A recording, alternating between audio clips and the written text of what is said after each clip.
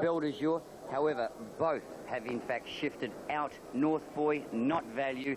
Villiers square across the board. In fact, the late mail is for number 2, Century Kid. Opened up just under the edge. King on board. Century Kid comes along. On course, Villiers just had favouritism ahead of North Boy and Century Kid. Off. Century Kid bounded in the air. He settles last. So there's the first surprise. Suit goes on for Darren Gouchy on the outside to run to the lead over North Boy. Just behind them, Dandy Kid. Century Kid off and running round the outside now. And 2 to Villiers. Suit had the lead, but Century Kid recovering from that mishap goes up and puts the pressure on, and now it's fast run to the 800. They're out by 2.5. North Boy held third. Dandy Kid the inside, and 1 Villiers. Suit in front. Century Kid half a length away second. 2 lengths North Boy with cover behind Century Kid. Dandy Kid the rail, Villiers eases out 3 wide for King. Suit leads coming around the home turn, about a neck in front to Century Kid, 1 to North Boy. Villiers on the outside of him, and Dandy Kid last. Suit round the turn from Century Kid, North Boy deeper out. Villiers coming the widest. Dandy Kid's going for a run on the inside. It's Century Kid now taking the lead at the 250. There's not a lot there. Suit's kicking back. Villiers under the whip is coming home. Century Kid by about a neck to Suit. Dandy Kid, Villiers. Century Kid, he's in front. He bombed the start and he still wins. Century Kid beats Suit, Villiers, Dandy Kid, and North Boy didn't come on. They're having another crack at that race this time round. He's probably racing in better form now than he was 12 months ago. 392.10 Century Kid, 330 for Suit. He's a strong, classy sprinter. The disappointment in the race was North Boy, Keith. That was a Barry Crocker, the run from North Boy. He's off to the paddock. This horse winning here, Century Kid, was inoculated this morning with the hope of him going to Hong Kong. Felvalon and Mystigic are the 2 invited sprinters from Australia. Looking this way, on top in the ratings is Delago Brom ahead of Dexterous, Cool As and Charlie Bub, 1, 12, 2 and 3. Quick check of the market, have a look at the different state discrepancies, in particular Delago Brom. Charlie Bub shorter New South Wales, no surprises there. It's much shorter New South Wales. Level, the 3-year-olds getting set, and the 2 South Australian visitors have had support, particularly outside, controlled the pace and was very lefty. Racing, Cool As jumped well on the inside. Away fast in the early stages, Delago Brom, Sir Craigley. Mummify got away quickly towards the inside as they've settled down. And also driving through as they've settled is La Rocha, and a half away with about 900 metres left to go as they go down the back now, and La Rocha on the inside of Hugh McCall. The leaders 2 lengths to Mummify. Dexterous, a length and a half, Sir Craigley. Half a length away wide, 2.5 to left in. Coppermoose now last. At the 600 metres, Hugh McCall drew a neck to the filly La Rocha. Delago Brom hasn't had much luck. He's been wide much of the trip and he's running off the track around the home turn. Oh, he's run about 8 wide, Delago Brom.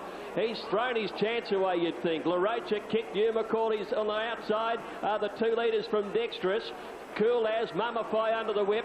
Then Lawson Storm. Here's Dexterous coming with a big run at the 200, and the fillies sprinted straight past them. Dexterous from Cool As, Hugh McCall. Lawson Storm runs on. It's Dexterous clear. The Gouch wheels the whip. The filly pulls it out, and Dexterous first. Beat Lawson Storm a length and a quarter. Cool As third. Hugh McCall fourth. Then Charlie Bub, Mummify, followed further back by Sir Craigley, Coppermoose, and then La Rocha. Trailed in by Glefty, and then came Magic Bird, and I don't know what happened to Delago Brom. He ran off the track at the bend, and he's finished. Of course, won it last year with Over. In fact, I reckon they may have won the past 2. I maybe should have asked Wayne that 2 years ago, Over back in '99. Yeah, going very well. And that's twice in a row now that fillies have won the Sandown Guineas, and you know, a very nice filly in the making can go on and mile and 2,000 metre races and be very competitive as a 4-year-old, I'd say. I hope she goes on further than the filly that won it last year. Filly that won it last year has had a few problems, and yes, but you know, who knows? She might with a look. And fantastic. Look at the odds you're taking, Super Tab. So we'll get more on course. The runners will be parading in around about 5 minutes or so from now. Page number 2 as we await to start at Eagle Farm. Back with Alan Thomas's call in just a moment. Sandown Classic time, fantastic, continues to firm in. Let's head trackside. Here's Greg Miles. There's some fantastics, quite solid on track, but Dash for Cash holds favouritism, although he is easy. Good supporters come for Beaver, very good supporters come for Hale.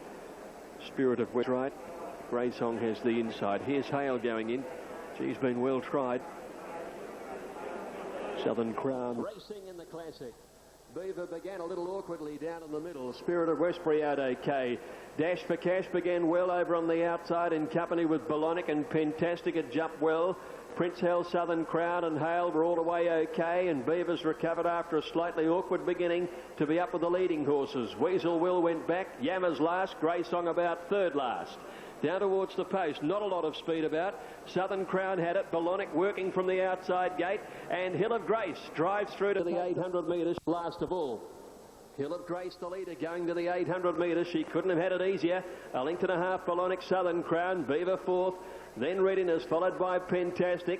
Next Dash for Cash, Hale on the inside, a link Spirit of Westbury, Yammer, Grey Song, Prince Helen, Weasel Will still last with the job at the 600, and it's Hill of Grace by two. Balonic's hard ridden, Southern Crown niggled at third, and they're followed by Readiness. Next Beaver as they swing around the home turn, pulled out as Pentastic. Hill of Grace kicked away on them. At the 400 she's three, Southern Crown now under the whip, then Readiness, trailed by Hale who's making ground the inside. Pentastic is winding up, and Grey Song. They haven't got the Hill of Grace still. At the 200, Hale gets out of the pack to give chase. Pentastic runs on, and then Grey Song. Now Hale gets to Hill of Grace. Hale takes the lead for Greg Childs. Hale wins it. Hill of Grace has run a great second, and third is Grey Song.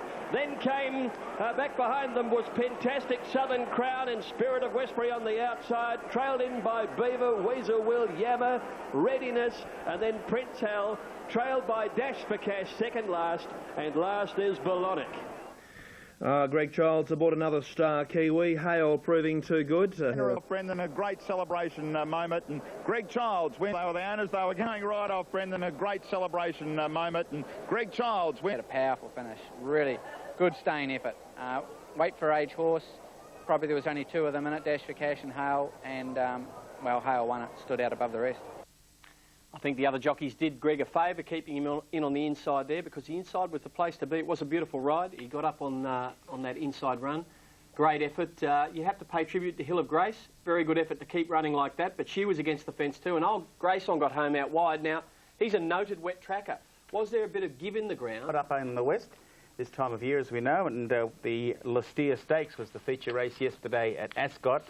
And Hard Rider, which we pointed out on this show a couple of weeks back as one to keep your eye at, well, it contested the race, and it was just too classy over the closing stages.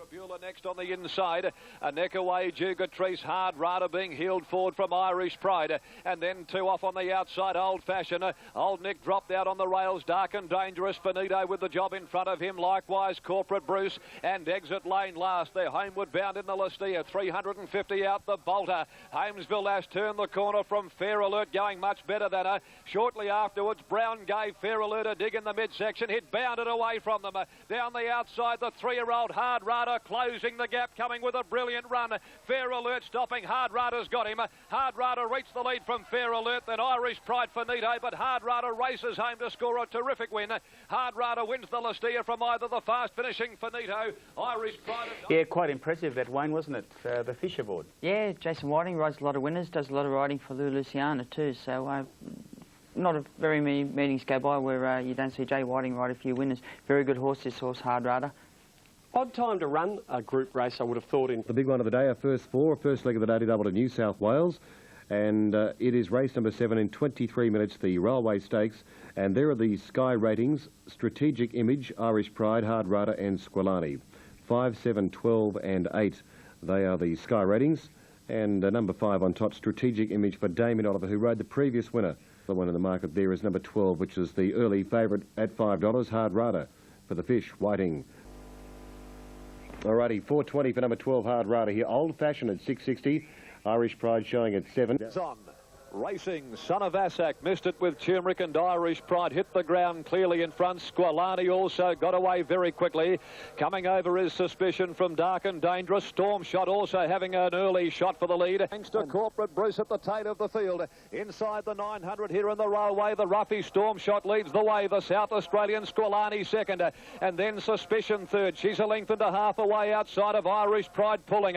There's Zahid making ground, going around Dark and Dangerous. Kensal Bay strung up inside Strategic Image. Finito next, the rider of Son of Ascot, tipped out of the saddle. He's gone back through the field. Hard Rada missed the trouble. Exit Lane, Main Stage and Corporate Bruce hard at work back behind them.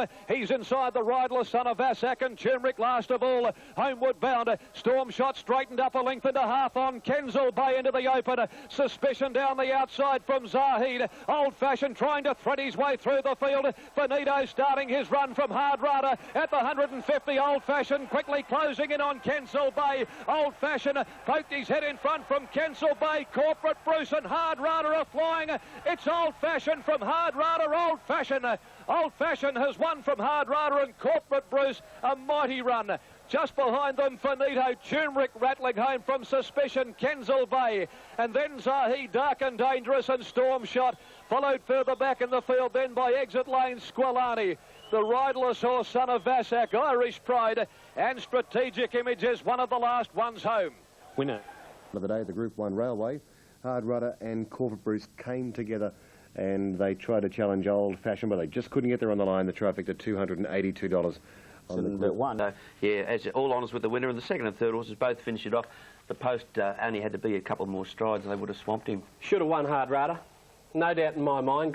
Damien went to East Strategic Image, who, by the way, finished at the tail with the other East Coast horse, Squalani. They were well back there, but he eased right back on top of him, cost him any field position, had to come from last, and one more bound, he wins the race. He's the best of good things beaten. And that's Damien's right, is it not? If when he has to ease back?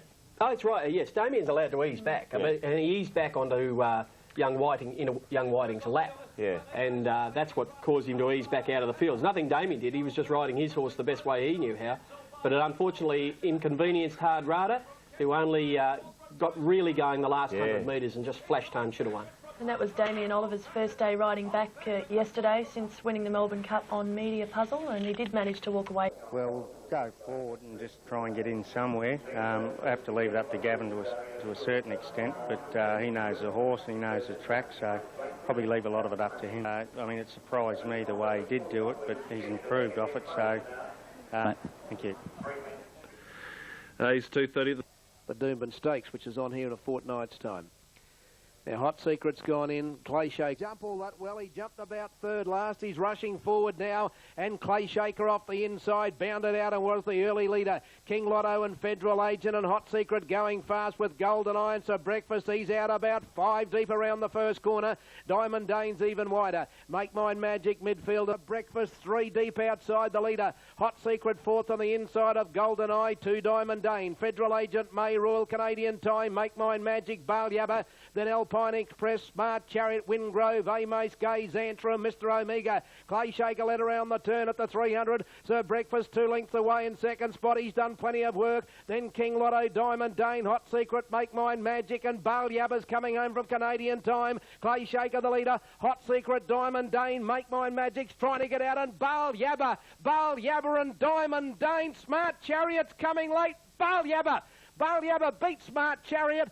Tight third, Make Mine Magic's in a photo with Diamond Dane and Clay Shaker. The next came Hot Secret, then came Wingrove, Alpine Express, Canadian Time, King Lotto, Golden Eye, then Details to be confirmed there. We have an interstate line commitment at the moment with Queensland. Bale Yabba, Ken Pope for Trevor Miller, Magic Ring Galloper, who's always promised. Could have been a bit flat yesterday. Well, see, Bale Yabba was big odds yesterday. He started at 20-1. He's won 9 out of 16 races. He's been favoured at least his last 3 starts. So punters obviously thought that he would be totally disadvantaged by the wide alley yesterday. Should have got beaten.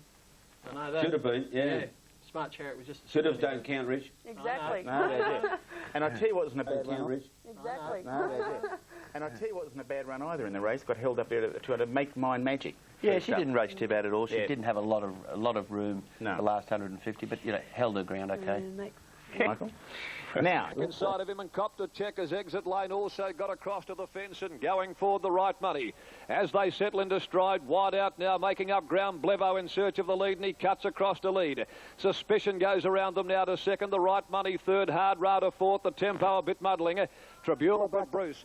Out past the 1100 down the Swan River side, and Blevo leads the way from Suspicion. They've backed the speed right off.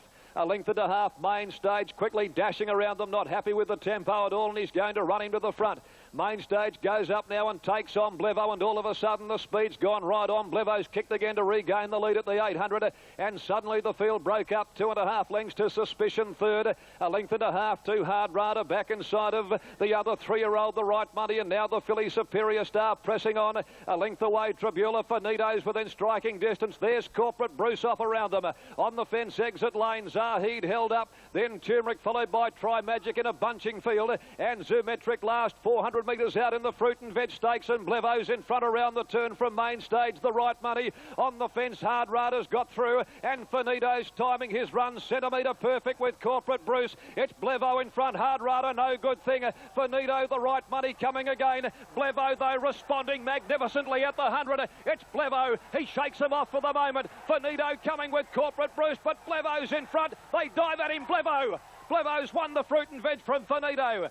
Close up, Corporate Bruce, Turmeric, Try Magic from Nowhere flew.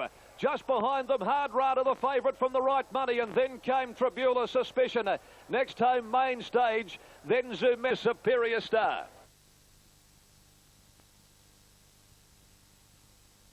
And in the Hong Kong sprint over the 1,000, and can the mighty Falvalon win his third of these? He's at 270 and he is the favourite for the big one. Big crowd there at Sha Tin, perfect weather conditions, sunny and quite warm. Shonen Camp at 7.20.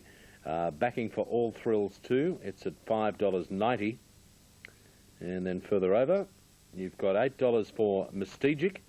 Dan Nikolic aboard today. There seems to be a lot of confidence from Danny Bagor with Falvalon. He's been very upbeat with the media right throughout the week.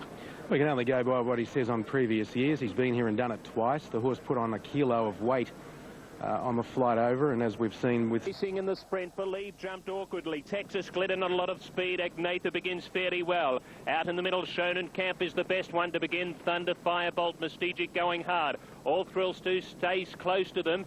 Wow, Falvalon's well back in the field. He's at least 6 off the leaders. Anabatic midfield, Agnatha deeper.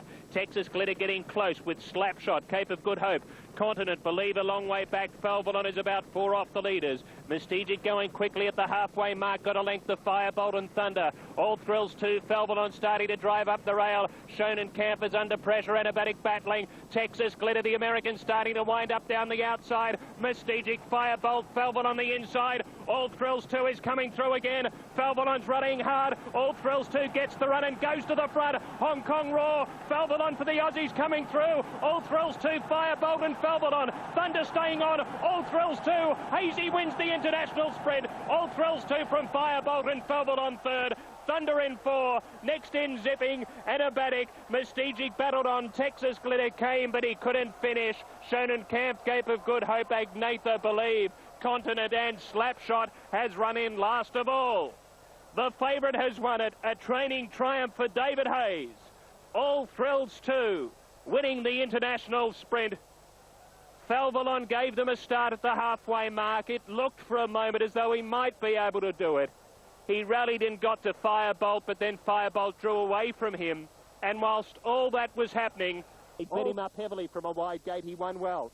12 months later, which was last year, we saw him come from off the speed and just miss. In a couple of more strides, they felt he would have won. David Hayes was quoted as saying he's a couple of lengths better this year. He's beaten Falvalon by a couple of lengths. All smiles downstairs for this great Australian ambassador. A really good bloke, a great trainer, great horseman, and he's teamed up so well with Gerald Mosse. There's not many happier winners in the... Planoti Canterbury Lass. Hilton coming to you, I notice on the tote there, a massive go for Novair, the favourite, into $1.90 now from $2.20, and Tokai Point into $4.30. Yeah, very short here in Hong Kong. Novair has been around the even money mark. $310. And Scenic Peak, who's a Group 1 winner last time from an inside gate and a good draw, has not fallen his way today. He's got 13. Jaggers up, we're ready to rumble. And racing in the mile. An even start. Grand Delight jumped well. Supermoddy's getting over. Admire Cozine lands right there, as does Navarre, and Gateman trying to stay in touch early with KOK. Supermoddy easing behind them from Electronic Unicorn. Torquay Point back to the inside. Tillerman, Olympic Express, and Last Delight took over. Gateman to second. Admire Cozine got the sit in third. Not Scenic Peak. The Aussie stuck out there 3 deep. In between them, KOK from Super Monty Nevere the rail. Torquay Point Olympic Express, followed by Electronic Unicorn. Still niggled at inside horses. DuPont keeps him snookered. Last Tillerman, he'll come with one run. On the circle, on the outside, Gateman laying it down to Grand Delight and Scenic Peak on the outside. KOK in the middle. Admire Cozine behind the leaders. Super Monty getting closer. Olympic Express travels okay. Comes into it well. Torquay Point held up. Frankie needs a lot of luck on Nevere. He's trying to get between them. Gateman Electronic Unicorn out wider. Back behind them, Tillerman. 200 to go. Olympic Express lets down. Comes after Super Molly. Admire Cozine right there. Scenic Peak battling. Admire Cozine in front. Here comes Electronic Unicorn sweeping home. Olympic Express in front. Electronic Unicorn. Torquay Point sweeping late. The Unicorn driving. Olympic Express wins it ahead. Beats Electronic Unicorn. Torquay Point nearly a dead heat for third. With Admire Cozine, Super Molly next, followed by KOK. Nevere not out a winner. Scenic Peak next in DuPont, Tillerman. Gateman's knocked up and Grand Delight has run in last of all. Hong Kong, what a day to remember. Olympic Express, the Derby winner. Ivan Allen has produced the miracle. Great scenes downstairs. The connection. Cozine, so Japanese runners third and fourth. Last year on this day, they're waiting the latest odds to come through in Hong Kong. But Hilton Donaldson online. What's Grandira currently paying up there, Hilton? Look at the massive crowd watching on. Yeah, currently $1.70 or odds of 7 to 10 or 4 to 6 in Hong Kong. He's very short, way too short. 370 the 3, number 2 770, and the rest are 20 to 1 or. They're racing. Indian Creek has flopped the start. Sarafan goes back. Housemaster jumped well, but Come See You will get to the lead. Dano Mask lands in third and Paolini gets a beautiful spot from Dr. Moraes and Preston. Grandira buries back midfield underneath the Japanese runner and Royal Treasure deep. Housemaster the rail off the back from Precision, Ice and Preston. Grandira's got his head to the side as he can do from Indian Creek. Second last Dr. Moore and Sarafan at the tail, now 8 off the leaders. Chadini by 3/4. Denmark hoping for Dano Mask. Gets closer, lays up to the leader. Royal Treasure 3 wide goes to third. Come See You in the middle. Paolini's travelling well for the Germans. Right there, Precision. Out wider, Indian Creek. Next then came the world champion. He needs a run, Grandira. The Japanese legislation pressed in the centre. Housemaster's getting through. Denmark roars. Paolini's after Dano Mast. Precision, the bolters coming on. Housemaster staying on. Grandira's a fair way back, getting out late with Indian Creek. Dano Mast, Precision, right there. Paolini. Paolini's in front. Precision lays up. Hong Kong again. Precision goes to Paolini. They hit it. Precision, 1-0. Paolini second, third a photo. In the middle, Dano Mast, Asian Preston home late. Sarafan right there. Next in, Housemaster, Come See You, Indian Creek, Dr. Moore. The world champions had a long year, Grandira, couldn't come on. Cellini and last of all, Royal Treasure. He was 50 to 1. The Derby place getter in a photo finish with Paolini. I think he's won. It's a nose photo. In particular with a great horse called Rock of Gibraltar. He's geeing up the crowd, although it's a big odds win. He's thrilled to be part of the atmosphere. The Anabar horse takes out the Group 1 Hong Kong Cup race time. Head of Bale, Yabba and Smart Chariot, then 8 Wingrove, 2, 7, 9 and 8. Now the quaddie at Victoria Park, $335.40. On Super Tab on 5, 8, 2 and 2, $335. And Smart Chariot, all of the rage. In betting, betting order should load fairly well. Now Diamond Dane's moved in. Foxmore takes up its position. Wingrove goes. 2 Smart Chariot came out pretty well. He's about the middle of the field when they hit the ground. King Lotto the first to go. Diamond Dane second on the inside and Federal Agents outside him in the early part. Balyabba's going forward with Foxmore in the middle and Make Mine Magic about 3 or 4 deep early. Smart Chariot's in between horses. The leader, a length over Federal Agent, Diamond Dane third, Balyabba fourth but wide. Foxmore's fifth in the middle, 2 to Wingrove on the inside, Jar Jar Binks, a length and a half to May Royal, followed by Make Mine Magic wide. Smart Chariots in between runners, followed by Port Call, and then came Star Tell and Wishart. They're on the bend, 500 out. King Lotto led 3 parts to Diamond Dane. Oh, geez, wide Bale Yabber on the turn. Foxmore and Wingrove improving. May Rules on the fence, and then Make Mine Magic and Smart Chariots giving them a fair start. In the straight, and King Lotto the leader. Diamond Dane after him from Bale Yabber, Wingrove, Foxmore, Jar Jar Binks, Smart Chariot trying to get it in the clear, and Make Mine Magic scorching down the outside. King Lotto, Diamond Dane, Wingrove, Foxmore, Make Mine Magic. Diamond Dane grabbed the lead in the shadows of the post, and Diamond Dane's just beaten King Lotto. Wingrove probably third in front of May Royal, Foxmore and Make Mine Magic. Then came Startel, Bale Yabber, Port Call, Smart Chariot. Wingrove, $6.70. Quinella, $44. The trifecta, $1,184.80. But Daily... There we go to Boreal and Mrs. Tendulkar from the Bart Cummings yard, 1 from 5, 8 and 16. Interesting race. You've got the likes of Darren Gouchy in town to ride. The Bart Cummings horse. Mrs. Tendulkar. Boreal is wide draw, but won very easily here at Randwick first up. Good favourite on track from one. This better than it is in the ring, 640. The favourite is 590 about number 1. This man should. 770 for number 3, 70 for number 3, Regent Street. Presses the button and they're off, and Baghdad missed it. Regent Street getting back with Typhoon, and Huge Demand and Arlington Road are the joint leaders from This Man Should and Silver Birch Diamond. Then Brits Best closely followed by Brantwood Matter, Kutamutu and Jade Prince, Mrs. Tendulkar. Then the stablemates Vendetta and Boreal, and Brits Best is going to be Pratt. Road to the lead clearly now. It's about a length and a half in front from Silver Birch. 2 lengths away, third Huge Demand. Diamond fourth, followed on the inside by This Man Should. A length and on the inside, Crop going up on the inside of Jade Prince, followed at the head of the others by Brantwood Manor. A length and a half to Brits Best circling the field, and then Kutamutu, Mrs. Tendulkar, Boreal. 1 length of Vendettas, Regent Street, Wyangan Pines, and then Carp Gun, Raw Instinct, Typhoon, followed by Baghdad. At Absolute is Lauren Alaji. Around the corner in the Villiers, and Arlington Road is the leader. A half to 3/4 Silver Birch. A length away to This Man Should, waiting for the run.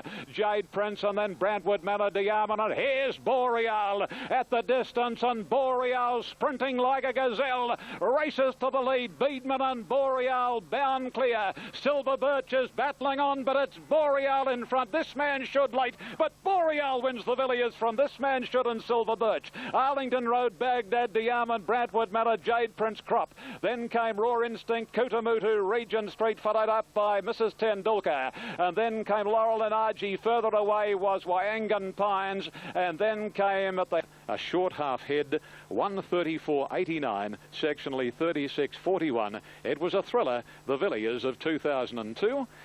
Brook unders the tote. It has been easy on track at $9. Sir Chuckle, there's a little bit of value at $8.50. Flurry's Gem, it's halved its opening quote on track. That one, as mentioned by Andrew, Flurry's Gem halving its on-course quote. Our coverage of this race brought to you.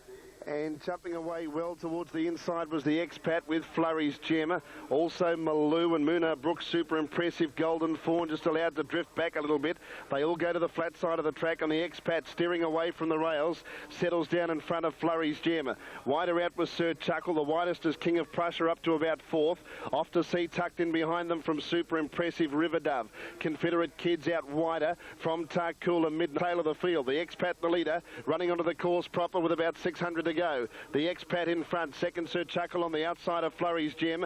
King of Prussia up to 4th, off to sea looking for a run, and then came Confederate Kid around River Dove. Super impressive through on the rails from Golden Fawn ridden up, and then came Moonar Brook getting into the clear. The Expat the leader, 300 left to travel. After it Sir Chuckle, Confederate Kid running on strongly from Flurry's Gem. River Dove into the clears running on. Confederate Kid after the Expat, then super impressive. The Expat in front trying to lift Confederate Kid. Super impressive on the rails is going through. They hit it. Super impressive got through. Super impressive. Terrific effort with a big weight. And it has got the money from Confederate Kid, the Expat, and Golden Fawn did his best work late. Then Sir Chuckle, Maloo next home. Next Moona Brook, and then off to sea. River Dove didn't quite finish it off. That's Planet. Some ride there from Patrick Payne. And super ride too. Got back on the rails, gave the horse every opportunity up on the inside. He did. Look, he's always had a pretty good association with the horse when he's been able to ride him, Andrew, and Great ride today. I was a little bit worried on the inside. He's not going to look at, but you made the right decision, you can say now, staying back home. But he's been a very honest type for you. Oh, look, he's a terrific horse. It's a pity he's had a few problems that's prevented him from being what he could have been. But, you know, we're happy to win this today. We had to travel to win the other one. Be happy with the horse, yeah. Yep. Good luck to you, mate. Thanks very much. Terry O'Sullivan, Marlou at the moment, a little bit of value at $15. RBK's taken in. Field of Speedsters now. Set. To go. Racing on the Sky City Railway, bouncing out. Downart Mercurus heads it off in the early rush. Gwen's Rule came across quickly and races up. There's Egyptian Rain scooting around after it, followed by Cope Ray. Downart got back on the inside as Mercurus led them. 50 to go, and Mercurus took the lead. A couple easily, too, from Gwen's Rules. Egyptian Rain charging around into second now from then RBK tracks it around. They followed back by on the inside Century Kid, Scutarius wide, then racing in Cope Ray right in behind them, then two back to Downart Travelling Man, Tit for Tat taking off from the rear with then Fair Embrace and back Silver Sister and Burglar into the straight, and it's Mercurus just the leader. Egyptian Rain tackles it very quickly. RBK on the outside of the two looking for a run on the rails as Gwen's Rules, and late runs now by Century Kid, Tit for Tat down the outside, and Travelling Man. Egyptian Rain hit the lead for O'Sullivan. RBK fighting. Mercurus fights back on the inside, and Tit for Tat down the outside. Gwen's Rules getting out at last. Egyptian Rain in front though, got the money. Photos. There's Gwen's Rules. Mercurus close second. RBK was fourth, then followed by Burglar, Travelling Man, Fair Embrace. Tit for Tat was next, then followed home by Century Kid, and then followed by Silver Sister, Bosun back. Scutarius never in it with Downart, and last home was away third. The favourites out after them. Turmeric given his head by Johnny Clay at the 200, exploded to the front. He draws the whip on Turmeric. He's two clear from So Can He. Bowl Mirage. Alan Matthews will saddle up his sixth BMW Cup winner. Johnny Clate's going to ride his first, and Turmeric's going to blitz them. Turmeric, the favourite, wins the Cup in a canter from So Can He. Bowl Mirage might have got into third place. Dan and Matt Stewart. Johnny Clate fined $200 for the wave of the whip. It just seems mandatory these days that jockeys wave it and just accept the fine. Good luck to him. Plenty of speculation at Ascot. Anymore. You need quality class horses. He's no Northerly, but the trainer's done a terrific job with him. How good was that crowd, Sam? Yeah, it was a good crowd, 37,000, which was a record, and turnover, I think, was up 15 or 16%. So he was the best back runner in the Cup. He started favourite, and he had come off some luckless recent efforts. It's about to come your way. Now, earlier I mentioned a race at the Gold Coast, having some bearings on the Magic Millions, if seconds to spare or head for cover one. They both ran into a very, very smart undefeated horse called Murphy's Blue Boy, and it's 1-3-11 at the Gold. Yes, I think all horses here given chances as far as the betting's concerned. Diamond Dane's very, very easy in the market. Brendan, he's blowing. Money now coming in for Dursey M number 8. Specking. So they're the ones. Make Mine Magic comes into the gates. M was slow to move at the start. He's back near the tail of the field. Diamond Dane was the first to go. Get going on the fence inside him in the run to the first corner. Make Mine Magic going forward, followed by Victory Ranger. May Royal scooting quickly on the outside. So is Brighter Scene. Casimir's going to settle midfield inside Hirschberg and Williaba, followed by Paladama. And Ragnar is last of all to the 700 metres mark. Good speed on here. Get going ahead and front. In second spot is May Royal. Victory Ranger third on the fence, then Diamond Dane. Brighter Scene and Wishart going around them, so is Paladama. Make Mine Magic's lost his spot, he's in traffic. Casimir taking the shortcut on the fence, and Dursey Emma's going very deep on the point of the corner. Into the straight to the 350. Diamond Dane, the leader from Get Going. May Royal, Make Mine Magic getting on the clear. Wishart is next, and Paladama's coming down the outside. Make Mine Magic went to the front at the 250. Wishart went to second, followed by Diamond Dane and Paladama. But Make Mine Magic, he's clear with 100 to go. He's got it one today, Make Mine Magic. He's in front of Wishart. And Make Mine Magic beat Wishart, Paladama, Balyaba fourth. Then Dursey M, Diamond Dane. The next home is Awesome Weather. Then came Hirschberg, Victory Ranger, Brighter Scene, Ragnar. Casimir's run third last. A long way back in the field, May Royal, and last home was Get Going. He's been luckless his last two runs, Make Mine Magic, and he was nearly luckless again at a vital stage, but Collis somehow was able to thread the needle, and with 60 kilos on his back, he breaks a lot of hoodoos, particularly the fact that he's never won at Doomben. Well, he has today. He's won the Bernborough Handicap with 60 kilos on his back, and he's absolutely bolted in. And Glenn Collis's only ride for the day. and he's absolutely bolted in. He won by 2 3/4. 3/4 between second and... Set. Ready. Off and racing. Amex stood there, missed it about 4 lengths, and the first to come out of the gates was Wyndham Glory. Grandway Shogun from the outsiders going fast, and when they settle down, it's Wyndham Glory from Grandway Shogun. Mardi Gras going up to join those, and Spinning Con driving through. Enchantaro's on the fence behind them from Blur Line Dancer. Private Steers a little bit deep going up to the top corner. Lovely Jubblies on the rails, and Fiery Venture, Cool Trent, Warrior Trader, and then No Stops. Biagio's a long way back, and then came Amex and Lollies as last. Down the side they come. Wyndham Glory the leader. Spinning Con second. Grandway Shogun third. Enchantaro's getting a lovely run on the inside of Mardi Gras, followed by Blur. The next in the race, Line Dancer, Warrior Trader and Fiery Venture. They're all out deep on the track as they go through the gloom and come to the corner. A long way back on the field. No Stops as they approach the turn, and then came Amex. Lovely Jubbly might be up about midfield. Around the bend, Wyndham Glory the leader. Now Blur's working into it. Enchantaro's got a split, and when they turn, it's Wyndham Glory tackled by Enchantaro. Blur's into the clear, followed by Mardi Gras and Private Steer. Wyndham Glory, Enchantaro, and Blur's moving up quickly on the outside inside the 200 metres mark. It's Blur. Biagio's coming late. Amex is getting up on the fence. The 4 of these are charging to the line. Biagio in the last bound has won it, I think. A nose to either Enchantaro, Amex or Blur. It's a big finish in the 3-year-old trophy. Behind those, No Stops, Cool Trent, Wyndham Glory, Warrior Trader, Fiery Venture, Mardi Gras, Lion Dancer, DeLolly's. Private Steers finished a long way back, and then came Spinning Con, and last home is Grandway Shogun. Biagio on the outside, I think, has stormed home here to bit his nose in front, right on the line to win.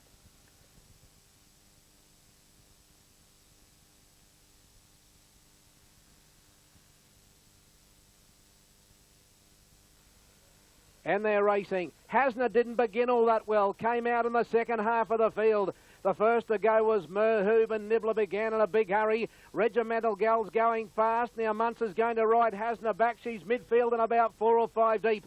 Around the first corner, 1,000 to go. Regimental Gal, the leader from Merhoob, and then Snippy third, followed by Spinning Boy. A length away, Nibbler, Dan Bird got into trouble on the fence, then Dansoir. Then came Hasner, midfield a little bit wide from Laspelia, Helter Skelter. Kasner Deemer's deep, how funny's with that bunch. Then came Express Ball. Dress Code's a long way back from Charm View. And Imperialism is last of all. They're coming to the bend of the 500. Regimental Gal led from Merhoob, Dansoir. Hasner's got to run through the field in a big hurry. Kasnadeema's deep and Dan Bird's behind them. Regimental Gal led up to 300. Merhoob's in hot pursuit. Hasner lost his spot. Spinning Boy and Dan Bird, and How Funny down the outside. Regimental Gal from Merhoob. How Funny on the outside is finishing brilliantly. Regimental Gal is still the leader. Dan Bird and How Funny. Regimental Gal's just in front. Regimental Gal won the millions from either How Funny or Dan Bird. Then Dress Code Snippy, followed by Merhoob. The next time in the race behind those, Spinning Boy. Then came Hasner, Nibbler, Express Ball, Helter Skelter, Imperialism, Charm View. Kasnadeem's a long way back with Dansoir, and Laspelia has pulled up near the tail of the field.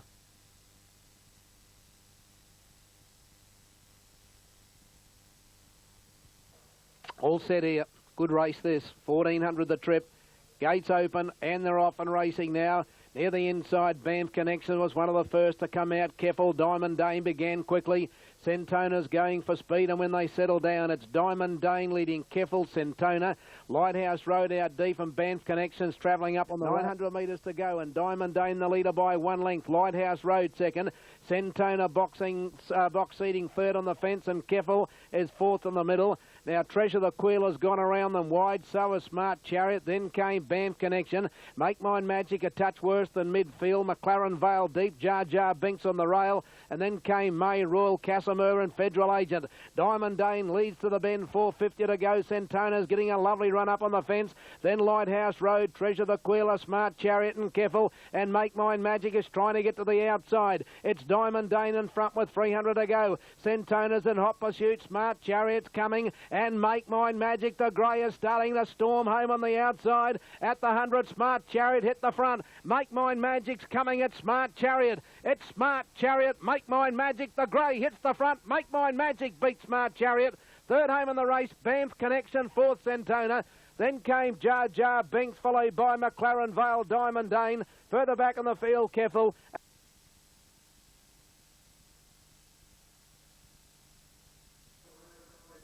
Field of 7. Racing. Azevedo missed the start by a length, and Sir Chuckle one of the first out with Super Elegant. Shea Spice and Tully Dana right up there in the early part. Progress settles in behind them fifth, and then Frame pushes up on the inside, just leads Sir Chuckle. 2 lengths to Super Elegant, and 2 lengths away fourth is the favourite Shea Spice. Fritz is going up on the inside, then Progress, and a length away Azevedo. About 600 to go. Tully Dana half a length in front of Sir Chuckle. 2 lengths to Super Elegant. Shea Spice fourth, yet to be called on, and then Fritz on the inside from Azevedo, and Progress is wider as they round the turn. Tully Dane hugging the rails just in front of Sir Chuckle. Super Elegant out to challenge. Azevedo's made up ground. Shea Spice has gone via the Cape, and then Fritz halfway up the straight. Sir Chuckle hit the lead. Super Elegant's joining in strongly from Tully Dane, then Azevedo. It's Super Elegant getting to the lead. Out wider was Azevedo, but it's Super Elegant in front. Azevedo knuckling down. Super Elegant, Azevedo. Super Elegant, I think, a nose. Super Elegant, a nose to Azevedo. Third is either Sir Chuckle or Progress, and then came Tully Dane, Shea Spice and Fritz.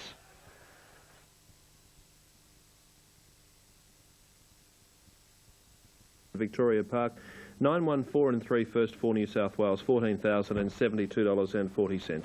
A break back with Greg Miles' call of the listed Zetative Stakes. Racing, Bohemian Rhapsody, jump well, Broadband a little slow, Innovation Girl began with all her usual gusto, Titanic Jack was away quickly as they settled into stride, step ahead, drives through on the inside. They go to the 1,000 metres. Innovation Girl with Titanic Jack are outside the leaders. Side with 650 metres to go. Innovation Girl drew about a neck in front of him now with the rail. Step ahead follows the filly through on the inside, and then Bohemian Rhapsody. A Nick Prime Century, Tycoon Ruler, Broadband second last defence and frightening. Up towards the turn, Innovation Girl by a neck. Titanic Jack is second. Step ahead following the favourite, then Prime Century, Bohemian Rhapsody, Tycoon Ruler. Broadband second last into the straight now. Nash hasn't moved on Innovation Girl. Titanic Jack being ridden along on the outside. Then step ahead in the break to Prime Century. Now he lets her go, and there's the acceleration. She's away and she's home. Innovation Girl put 3 or 4 on them very quickly. Titanic Jack battled well, but Innovation Girl too good. Beat Titanic Jack, step ahead third. And close up then Prime Century, closely followed by Tycoon Ruler, Bohemian Rhapsody. Then Frightening, and Broadband didn't come on at all. He's finished about 5 lengths last. Time posted as a very quick 1:8.35. And she just did it on her ear. She seemed to cruise through the early part of the race. 5-1-2 on the Zetative. And we await a fourth for first 4 place. What an excitement. Yesterday. It's top class, and so too is the trainer, Brian Mayfield Smith. That's 9 from 12 yesterday. Simon, just looking at the replay there, she looks to carry her head high. Yeah, she does, but I'll tell you, Natural Willow knows her best and rides her fantastic. Now, Natural Willow rides a little bit longer than most jockeys out there, but I love the way he rides because he gathers them up on a nice, long, deep bridge, travels beautifully for her, and she has developed and improved in stature, of course, and her physical presence. But one thing we noticed there with her win yesterday... it was set up for her. I mean, she did cruise early and ran home at 33.7, which is pretty slick time for the last 600. Nothing was going to get past her there. She spaced them. She's great. I don't know if she'll get a mile either, but... she's had the one start over the 1,400 metres. That was at Caulfield, where she was unlucky. She was beaten under a length that day after having to travel wide throughout. At a Doncaster Handicap. Well, if Brian Mayfield Smith runs her over 1,400 and she gets that, then he'll probably proceed to the 1,600. But you can see there, the second horse, Titanic Jack, that's foreign to his racing pattern. He sat up outside the lead. He's much more effective if he sits 3 or 4 lengths back.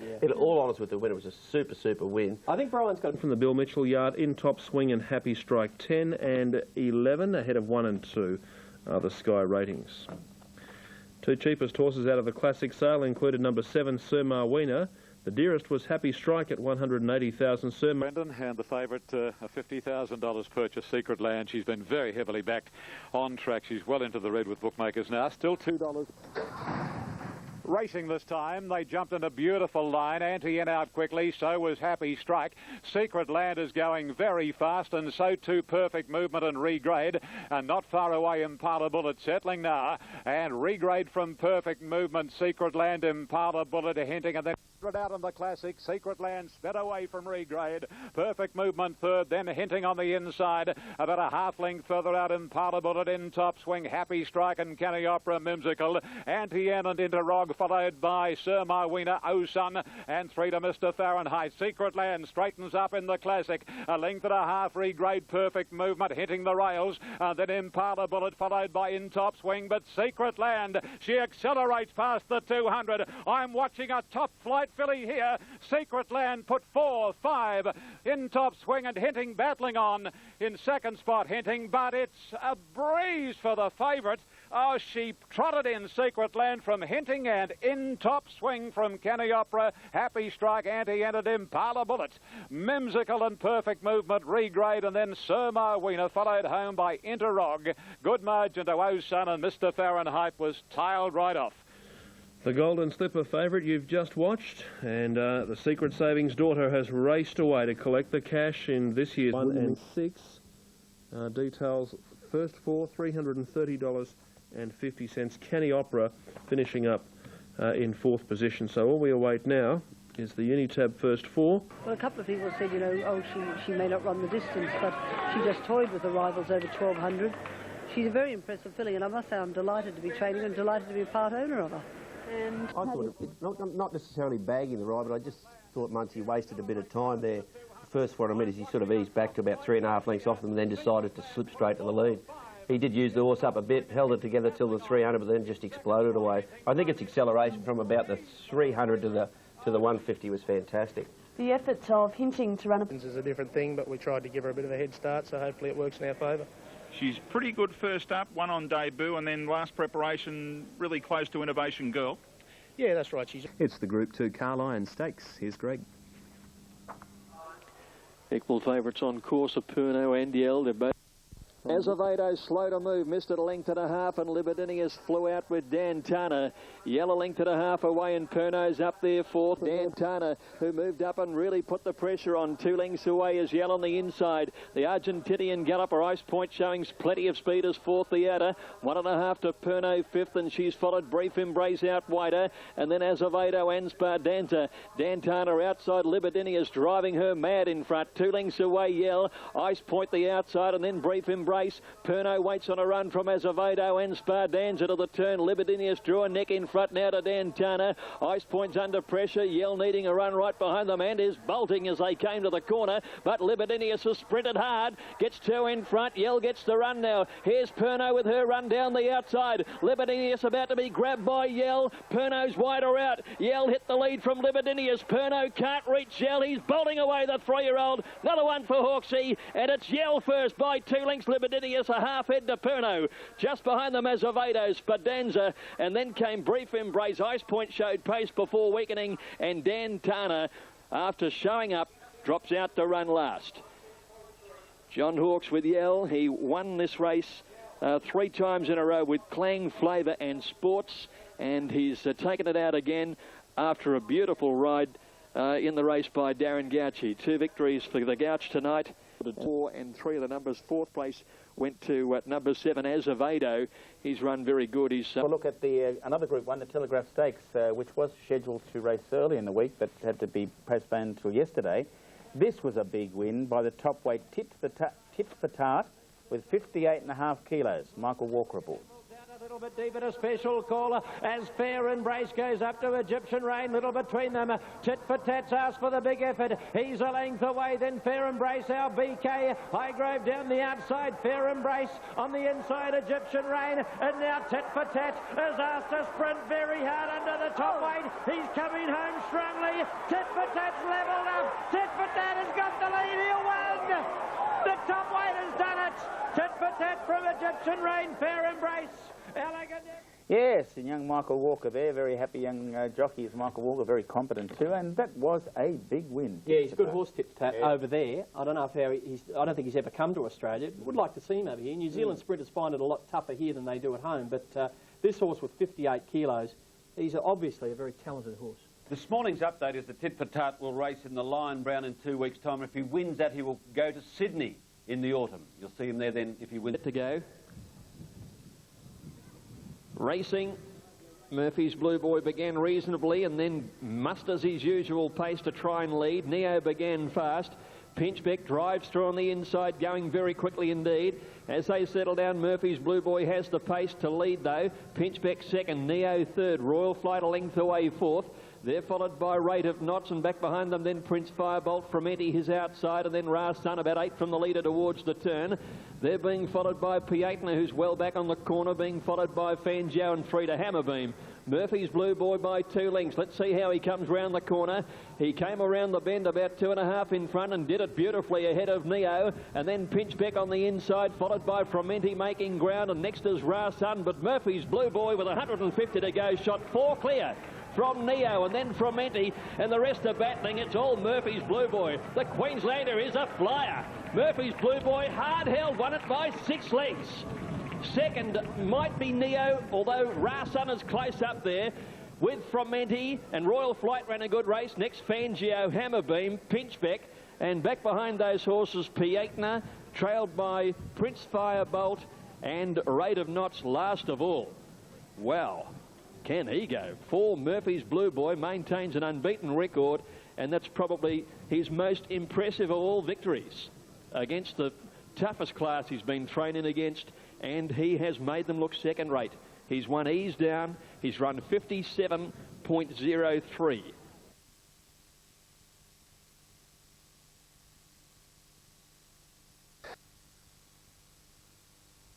Connections of Gundawindi sensation Murphy's Blue Boy are tonight considering a $1 million offer to buy the colt.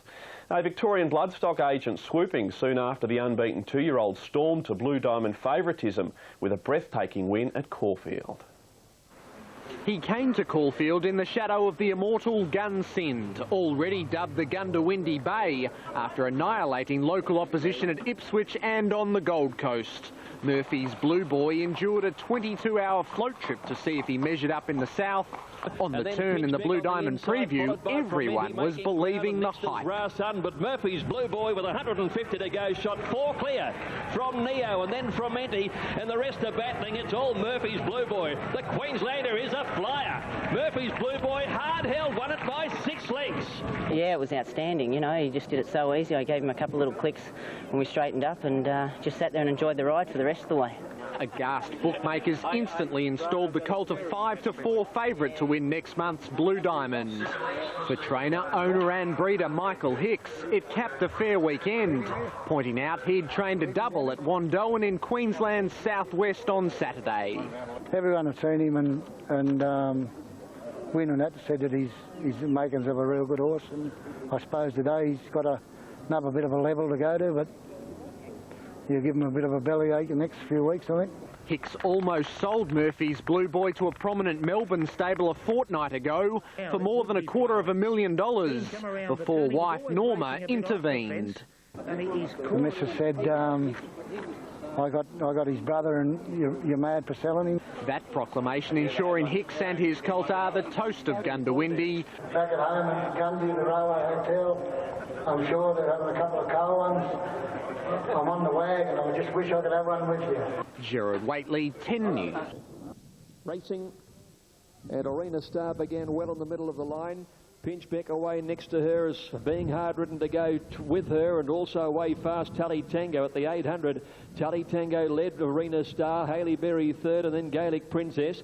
Rinky Dink scrubbed up between horses. Mr. Rain not far away on the inside, 2 Magic Broom. They're followed by Gal Express, flew well off them. So is Rodine on the inside from Thunderbell, and Song of the Sun last of all.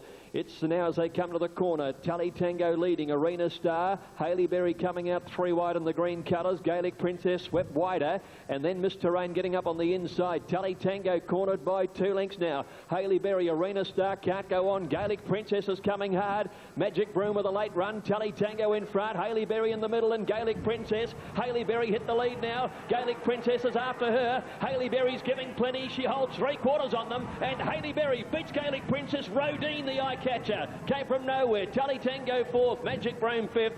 They're trailed in by Rinky Dink. Mr. Rain battled only in the run home. Song of the Sun was the next to go over the line, and she was followed by Gal Express, Arena Star. Is a flyer. Murphy's Blue Boy, hard held, won it by 6 lengths. Second might be Neo, although Rasun is close up there with Fromenti and Royal Flight. Gee, Rasun is no slug, but he was nowhere near Murphy's Blue Boy, won by panels. He couldn't have been more impressive. I don't know how they're going to beat him in the Blue Diamond. He just seems to get to the front, and the more Damien asked, the more he gave until the last 50 metres when he just sat up and let him coast down to the line. He ran great time. He spaced the opposition. What more can you say, Simon? Yeah, his sectionals from the 800, Richard, to the 400 were outstanding, and it was just the fashion and the way he handled his first day at Caulfield. You expect him to do something wrong, but as Damien suggested earlier in the week in the press, that he's very much a natural horse, and it gives him that feel that, you know, they're going to have to improve quite a deal to beat him. But I'll tell you something, if he steps out after his next start and happens to win, I know where I'm going. I'm going 300 clicks before Gundawindi to pick up Mickey Hicks. Called a cab, 300 Ks. A few taxi drivers up there looking for some work. So excited the bookmakers by that performance that they slashed his Blue Diamond quote from $51 into $2.50. He's now the favourite for the race. Damien Oliver went as far as to say that it's the best 2-year-old that he's ever ridden. Michael? Yeah, ratings-wise, he's not the best 2-year-old we've had around, but what the horse has done is, I find, quite amazing. From his maiden win at Ipswich through to the Group 3 win at Caulfield the other day, he went ahead probably about 15 kilos in class. But in every win, he's managed to win by 6 lengths untouched. And it's very rare. Normally they go through the grades and the winning margin diminishes. This horse has just maintained the same margin. Having said that, his ratings aren't good enough to be compared to all the good 2-year-olds of last year, but he's really good. Would you take the $2 million, or would you take the punt on not taking the $2 million? Because if Murphy's Blue Boy, heaven forbid something happened to him, he goes from 2 million to 2,000. Yeah, I'm not a breeding buff. I don't know that the horse is that well bred. But if someone offered me $2 million for him, I'd grab the money now. The option that the trainer's likely to take now is to sell a half share in the horse to a Queensland stud, which hasn't been named, and retain his own half. So he gets the best of both worlds then, doesn't he? It's good idea. And Hard Rada 8, 5, 2 and 1. So the West Aussies are represented as well. Now, as you'd expect, Thorn Park has opened at $1.80 New South Wales as opposed to the $3.20 Super Tab, and Innovation Girl, the Melbourne filly, has come up $2.30 on their local tote, and she's opened at $3.10 in New South Wales. And the fillies contesting the Debonair this year. In fact, the filly Innovation Girl is the favourite at $2.20. It'll be a good race. Racing. Prime Century didn't jump all that well, and also Hard Rada's out the back, and Innovation Girl began brilliantly, and she leads with Blur going through to head her in the early stages. Now let's see, Thorn Park gets back his second last from his awkward draw. At the 1100 metres, Innovation Girl again driving forward goes to the lead. His second last heading to the 800 metres and would be about 8 or 9 lengths at least from Innovation Girl, with Delago Brom last. At the 700 for home, and Innovation Girl by a length and a half. Tycoon Ruler second, Blur the inside third, and they're followed by Conspectus outside Prime Century, 2 to Cool Trent. 2 lengths away then came Jeremiah under the whip on the outside of Hard Rada. Thorn Park pulls to the outside, and Beedman is niggling at the Sydney Colt with Delago Brom last. Into the straight, Innovation Girl got to the 400 about a length in front of Tycoon Ruler, Blur, and then Prime Century pushing into the clear from Conspectus. Thorn Park wobbling out to the middle of the course. At the 200, Innovation Girl by 2 to Tycoon Ruler, running a good race, and Thorn Park winding up out very wide though. Innovation Girl in front of Tycoon Ruler, Delago Brom. Innovation Girl, Nash wields the whip, she's home. Innovation Girl from Delago Brom flew from last. Then Tycoon Ruler, Prime Century, Blur. Then Thorn Park, who struggled home. He's followed just behind them by Cool Trent, Jeremiah, and then came Conspectus, and Hard Rada was last of all. Innovation. You were watching out there. Well, everything looked pretty good until that Blur sort of went up and stirred her up, and then she sort of raced forward, and I thought to myself, gee, she's going a bit hard. But then she settled a bit coming to the turn, and the way she was travelling, and when Nash travelled into the straight, I knew she'd give down the straight because she's that kind of mare. Although she's fast, she's got a lot of kick in her, and she's proven that a number of times. Pace was on early. In fact, they've run 33.83 the last 600. Now, She did race hard early. She didn't look like a horse that had run 1,600 metres. She did split home her last 600 in 33.8, which was pretty quick and made it very difficult for horses coming from the back. I didn't think that it was too bad a run from the Sydney colt Thorn Park. He got into a strip on the track that was just impossible to make ground. What did you think, Simon? Yeah, I thought so, Richard. There's two things you could say about Thorn Park's run, not taking anything away from the brilliant winner Innovation Girl. She's got the high cruising speed and she's just dominating these early sprinting races. But talking about Thorn Park, look, he jumped from barrier 9. Darren elected just to ride him back. And then he got a bump on the point of the bend at the top of the straight, which speared him out to the middle of the camber at Flemington. And I can tell you, a lot of horses that race in Melbourne do get lost. Just here, you see him get speared out there. And he just didn't seem to be comfortable from that time onward. Different horse. Oh, without a doubt. But I think, all honest with the winner, Innovation Girl, it was a very good performance. I think Brian Mayfield-Smith made the point after the race of saying he doubted she'd run a strong mile the way she tends to over race. And she does get pretty fired up. She's an electric little filly, isn't she? Just on delay. Murphy's Blue Boy, the rating's special by 2.5 lengths in the next of the Blue Diamond Preludes, ahead of Scaredy Cat. Then we go to Tex Tycoon and Word Has It. 1, a special, 2, 4 and 7. Scratchings here are 9 and 10.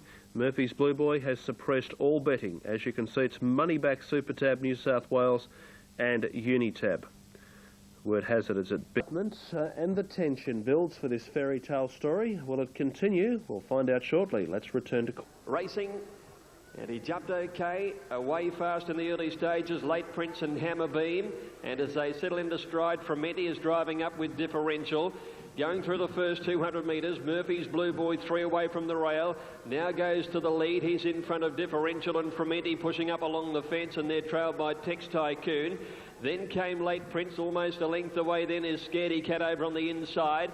And they're followed by Word Has It, and back towards the end of the field. 2 lengths away is Hammer Beam, and Step Attack is second last. Murphy's Blue Boy did it easily. He hasn't been let loose down the side. He's 2 lengths in front of Frometti, and then Tex Tycoon on the outside as they come around the turn, and further back is Differential, and back behind them is Hammer Beam. In the straight now, Murphy's Blue Boy. Oliver shook him up. Frometti stays with him a length away, and further back is Scaredy Cat running on well. Oliver's giving the Gundawindi Bay as soft a run as he can. Murphy's Blue Boy in front. Hammer Beam is making considerable ground. Look out! Murphy's Blue Boy grabbed by Hammer Beam. Hammer Beam beat Murphy's Blue Boy. The shock. Scaredy Cat third. And back behind those horses, then Differential, followed by Frometti and Step Attack. And they were trailed then towards the end of the field. Word Has It and Tex Tycoon. Late Prince is last.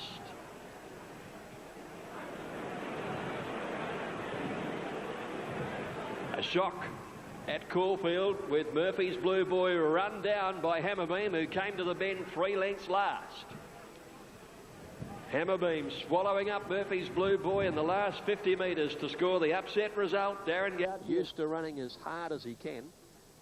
Not trying to undersell Hammer Beam in any way, but I don't know. It is a great surprise, isn't it? And I just feel that he just might have turned off. I might be wrong, but that's my immediate assessment of it. Firstly, that he showed him a ping that he did from the 600 to the winning post, and he absolutely flew. So it's looking good for 1400 or 1600 metre race. Yeah, he was a 20-to-1 shot, came from the back of the field. They didn't go that fast, so he must have run a good last sectional, that horse. But I tell you what, Murphy's Blue Boy, he was in front with 20 metres to go.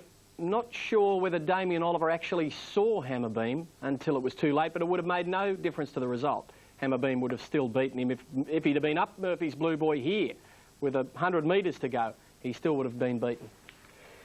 Yeah, all right. I just remember its win in the Cannonbury. It came from the tail of the field that day, didn't it, Ron? Certainly did. It just shows you when these horses get out of these 1,000-metre races, the stronger ones come into play. There was a good run in this from a first starter. Would you believe another Mick Price runner? Differential. Good effort from a horse having its first start to run 5th there. I think it was the first time Murphy's Blue Boy had actually been pressured in the lead, and there was pressure from the jump in this race, and you know, I just thought that might have brought him undone the last 50 metres, especially if he was struggling at the 1100. Keith, did you think the same? In the race, he just wasn't quite the same horse today. He didn't travel quite as well for me in the run, and when I asked him to kick at the top of the straight, he didn't quicken as well as he did the other day. And, you know, there's no... The the blistering speed that he showed in all his other wins. So that points towards, you know, that he has got over the top and he blew a little blistering pace, which, you know, just indicates a little bit that he's had enough. Just in regard to the few cats, he got galloped on a bit when I jumped, I'd say, but that wouldn't have been taken. You can't take anything away from the winner. You know, on the day the winner's too good, but we'll meet again. I'm sure you will. The Diamond Stakes, it also would require a $55,000 late entry fee for him to run, so that won't happen. The likely option is the paddock. Look, with everything going wrong... Britain and Gaelic Princess, 8-2, then 5 and 7 equal third rate. Fashion Victim is just outside the ratings. Hallaberry, well fancied. Next best is Living Spirit, Fashion Victim, Rinky Dink in the market. And we go down to Lady Diva for Brett Preble with support. Hailey Berry, unbeaten in her 2 starts at Mornington and Caulfield, is the favourite runner. Living Spirit opening favourite on racing. Hailey Berry jumped reasonably. Gal Express was very slow. Miss Terrain began quickly and so did Fashion Victim, Rinky Dink. Settling into stride now, and Fashion Victim joined and headed by Hailey Berry through on the inside. Third placing held by Rinky Dink wide out, and then came Song of the Sun wide out. And they're followed by Lady Diva and then Repeat, and last of all to the turn, Divine Secret. Hailey Berry did it well coming around the turn in front of Fashion Victim and Rinky Dink, and then Living Spirit fourth on the inside from Gaelic Princess. And next is File Rapid with Miss Terrain on the outside, but it's Hailey Berry for home. She's travelling beautifully. Out by 2.5 lengths past the 200 now to Rinky Dink going up to second. Fashion Victim's under the whip battling along, and then Gaelic Princess, but it's Hailey Berry clear with 100 metres to go. Rinky Dink over 2 lengths away. Hailey Berry 3 for 3, a smart filly. Hailey Berry beat Rinky Dink. Gaelic Princess third, Fashion Victim fourth, and then Miss Terrain. They're followed by Lady Diva, making some ground, Divine Secret, and then Beautiful Gem, File Rapid, Lanquin, Living Spirit, Never in the Hunt, then Gal Express, Song of the Sun, and Repeat last of all in 1:3.29. For him and scored in very, very easy style. The time, of course, is going to be very interesting. She looked to go to the... For me on the bend, and, you know, her sectionals all over were quicker than the Colts division, so couldn't help but be impressed by her win. She is tough, she's clean, she's a ball of muscle, she's never been shin sore. You know, she'll go home and, well, she'll probably lie down a little bit, but I'm sure she'll train on from this point. She's just a natural little 2-year-old. She's a little beauty. I reckon she mightn't be the one for the Blue Diamond because she races that style of getting out in front, and that's tough in a Blue Diamond. The ones coming off the back might be the ones to beat. But I tell you what, doing nothing wrong, and I'm sure Damien Oliver will ride her in the Blue Diamond. I couldn't think of a better ride for him at the moment. And I really like the way she quickened in the straight. Mick's having a great run. He's a good trainer. He's having a terrific run, Mick Price. He trifected the preview with the fillies, and he had first, third and fifth here. Red Ransom's doing a very good job with a few runners he's had, and this is a real runner, Hallaberry, but Road... Dougal's luck was withdrawn. Alfred Matthews, what are we going to do here insofar as the favourite? Just seeing it, I've put it on top. Number 6, Lord Boltstrat, I'm anticipating... It's also first 4 in New South Wales, as it is for all races. The Unitab first 4 is race number 5 on the program. So the step ahead, jump well, Storm Prince, Cape Kennedy out fast, Perlin out the back immediately, and settling into stride, Bohemian Rhapsody and Metal Rain are both going forward as they settle for... Metal Rain the leader, out to the railway side, it's about 3/4 Bohemian Rhapsody. They're not going quickly. Storm Prince is third, Cape Kennedy's fourth. Just behind them, step ahead in the orange colours, 50 inside, and then Lord Volksride wanting to pull. Then Titanic Jack, Natural Blitz, Perlin and Frightening. It'll be a sprint home out to the 600 metres, and Metal Rain in front. In second placing, Bohemian Rhapsody. Storm Prince is third on the inside, waiting for a run. Then Cape Kennedy, Lord Volksride off and running 3 deep now, and they're followed by step ahead, Titanic Jack as they bunch around the home turn, and then Natural Blitz. Metal Rain round the bend in front here from Bohemian Rhapsody. Lord Volksride winds up on the outside. Titanic Jack comes deeper in the pink sleeves, and Natural Blitz is the widest. Storm Prince went for a rails run as they got to the 200 metres. Titanic Jack and Lord Volksride come down the outside. Titanic Jack hit the front now. Lord Volksride can't go on. Storm Prince battles. Titanic Jack in front. Titanic Jack wins it from Storm Prince. Step ahead third. Lord Volksride next. Look to have his chance, and then Bohemian Rhapsody, Natural Blitz, Perlin made ground, followed by Frightening, and at the end is Metal Rain. It's been a absolutely terrific winning performance because they did dawdle along early. I'm sure the sectionals will show that they've sprinted home hard, and he's come from... This is the time that they ran over the last 600 metres was the quickest of the day, including the 1,000-metre races, so they ran home very quickly. And you noticed when Titanic Jack, who went brilliantly down the outside, got over against the inside rail with Storm Prince there, he sort of just held his ground, and I think that was the last time a horse went along the fence there. So not a bad run from Storm Prince. Of course, Titanic Jack really can gallop when he gets clear galloping room. And I guess the conjecture, Ronnie, will be about Lord Volksred. What do you think? Well, I thought he loomed up to have his chance there. The winners come from behind him. Titanic Jack back into his usual racing pattern yesterday. Remember, he was vying for the lead Remember, he was vying for the lead with Innovation Girl first up. Just raced a bit fresh. He's come back well. I thought Perlin, his run was okay. He's a real stayer, Perlin. I wouldn't give up on him. That's a nice little stepping stone for a race later on. Keith? For Perlin, who's being set for the AJC Derby, is that stewards reported there was a slight heart murmur in an examination post-race yesterday. He's going to have to pass a test. The one which tops the ratings, its figures it's been producing have been exceptional, ahead of Innovation Girl, Perno and Northerly, 6, 7, 5 and 1. Some suggesting if he is vulnerable, it'll be first up Northerly, who won the Craig Lee, Underwood, Turnbull, Caulfield Cup and Cox Plate. How's that for an honour roll last spring?